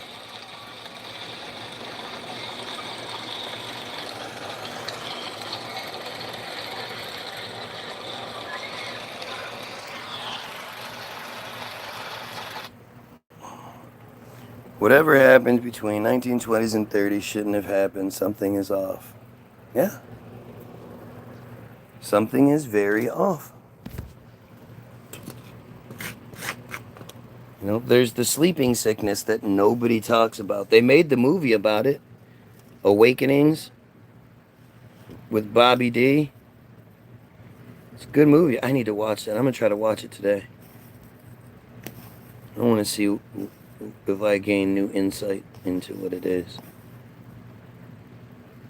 But from 1916 up until 1929, 1930, interestingly, as soon as the Depression hits, now that the sickness is over, oh, what a terrible time to wake up. But from 1916 to 19, people just, they say fell asleep, but they didn't. They went into this weird catatonic state that in the 30s or in the 40s or the 50s or something, a doctor found that giving them a signal blocker freed them from this prison where they just one day they just stopped. And the interesting thing was you could throw a ball at them and they'd be sitting there. And if you threw a ball, they'd catch it. Right? So there was something going on. And it's interesting because 1915 is when they first introduced 3 different vaccines rabies, pertussin, and something else. These became standard vaccines. And that's the year that, next year, 1916, is when this weird sleeping sickness hit. From somebody who lived in California says many times the city is next to the ocean is going to be a bit cold. Yep.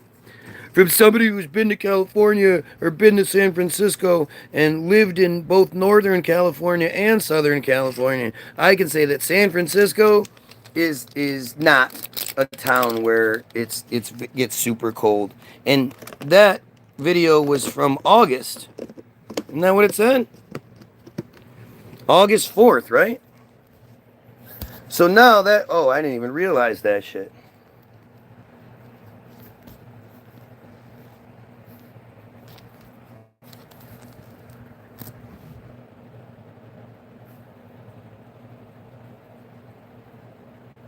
Oh, April 14th. April 14th.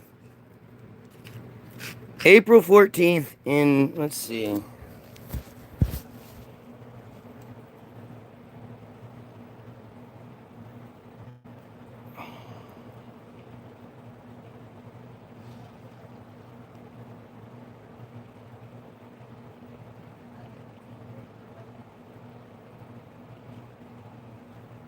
Oops.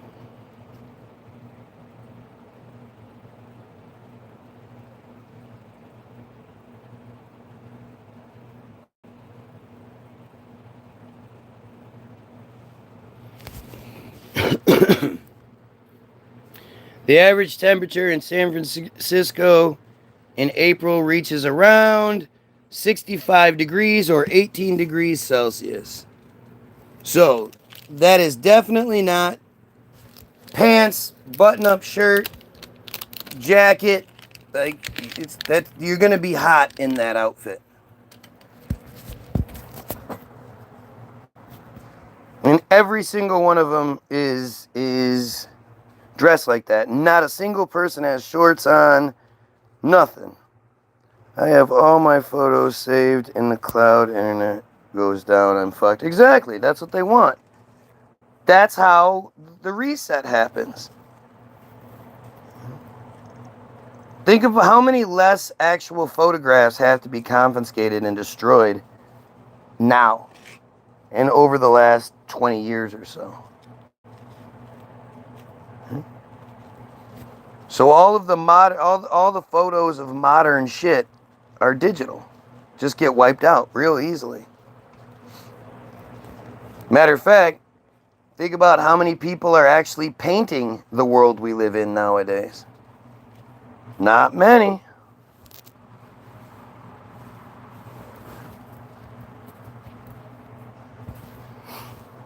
I'm really worried that that's what's happening here is they're setting up for another reset, especially considering how unruly we are.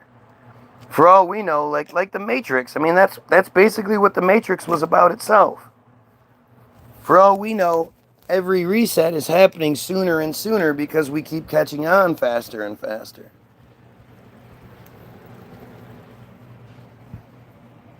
Belch.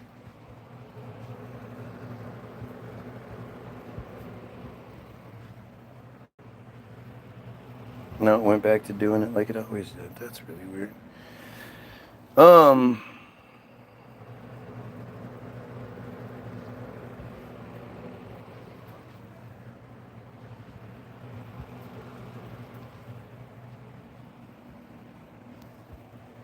That's not what the fuck I'm talking about. Sleeping sickness, African transponemathis, is an insect-borne parasite infection of humans and other animals caused by protozoan species, blah, blah, blah. What the fuck? This isn't what I just looked up. I looked up sleeping sickness.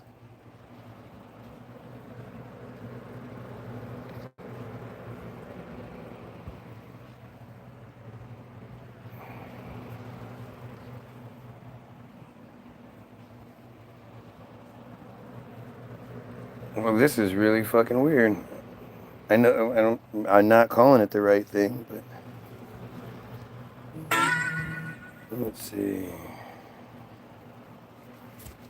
Mom's almost home. She needs help. What?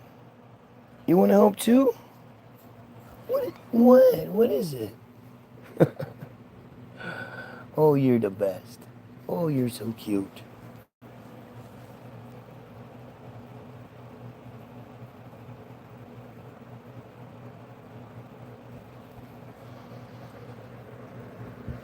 Called Economos disease. Encephalitis lethargica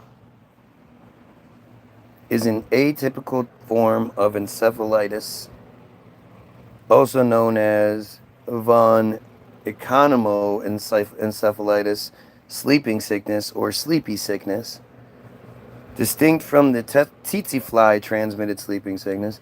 It was first described in 1917 by neurologist Constantin von Economo and pathologist Jean-René Cruchet. The disease attacks the brain, leaving some victims in a statue-like condition, speechless and motionless. Between 1915 and 1926, an epidemic of encephalitis lethargica spread around the world. The exact number of people infected is unknown, but it is estimated that more than 1 million people contracted the disease during the epidemic, which directly caused more than 500,000 deaths. Most of those who survived never recovered their pre-morbid vigor.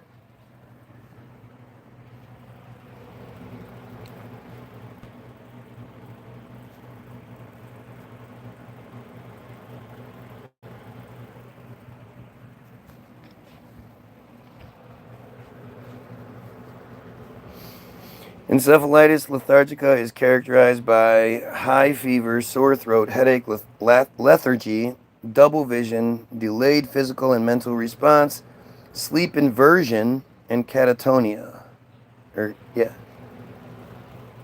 In several cases, patients may enter a coma-like state, akinetic mutism.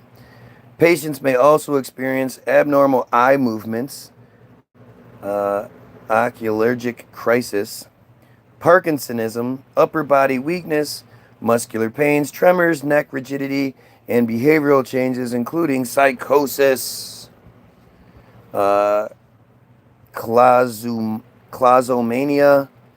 A vocal tic involving compulsive screaming is sometimes present. Approximately a third of the affected children experience change in behavior, with many of them becoming, quote, delinquents. Boys between the ages of 5 and 18 were the most affected. God, this is so weird. The more you look, the weirder it gets. Symptoms include change of personality, restlessness, irregular sleeping habits, emotional instability manifesting as irritability, crying spells and temper tantrums, including impulsivity and unpredictability, which Economo described as a moral insanity. More extreme cases included aggression and shameless sexual activity, quote. Children under the age of 5 suffered severe developmental delays. Delays were also present in children between 5 and 14 years of age, even though the claims are controversial. It is estimated that 25 to 90% of adults also suffered from psychological problems, including hysteria and abnormal behavior and movement. A large minority of patients described having bradiphiria. What's bradiphiria? Is the slowness of thought common to many disorders of the brain. Disorders characterized by bradyphenia include Parkinson's disease and forms of schizophrenia, consequently causing a delayed response and fatigue. The first sightings of bradyphenia were documented by French neurologist Navel in the early 20th century. Yep. Either the late 18s or the early 19s is when you find all of these things, right?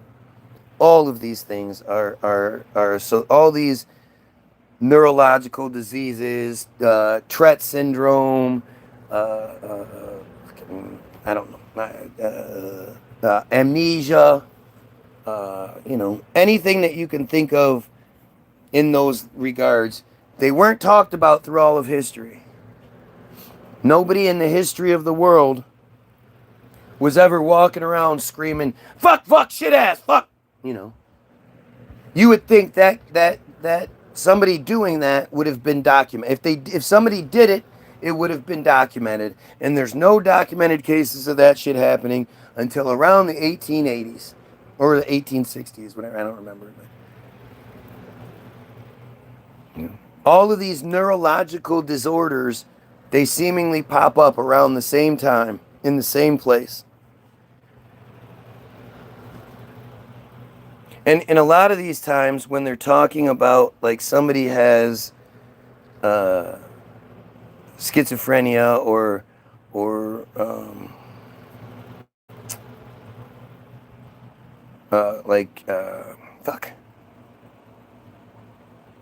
hysteria or shit like that, it's because like it's because these people, you know, they were angry, they were all because they remembered a different narrative. The world that they lived in suddenly didn't look like the world they knew, and they were wondering what the fuck happened. And so this is why they would send so many adults to these asylums that just popped up everywhere. Thousands of people could be held by this one asylum, and you have to really think about that. 1800s in an asylum. Where are they getting the food to feed all of those people?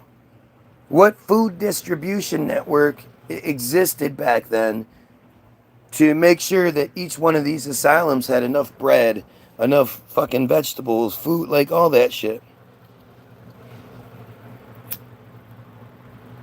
Oh, Thor. I wouldn't say they have some sort of mental disease or whatever, because that gives them a cop-out.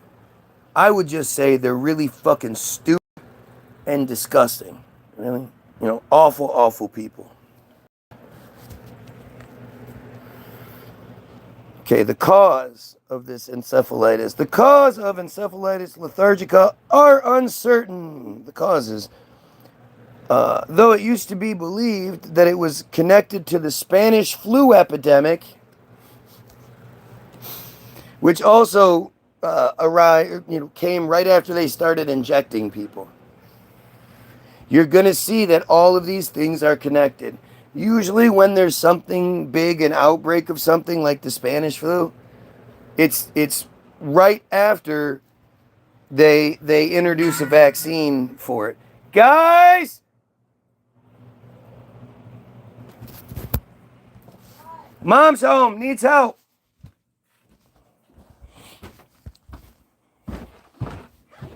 Nick. Mom needs help. It'd be great if Doofus got up and helped. Don't need him.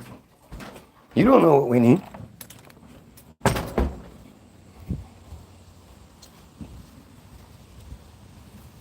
Careful, some of these bags are far too heavy. Oh, Jesus Christ. All right, I got to go. We'll do this a different day. We'll do the encephalitis lethargica. Maybe we'll do it either later today or tomorrow. Careful, You have yourselves a great day, and you Don't do that- pedophiles, don't kill do that with yourself. those bags. They're single bagged. Why?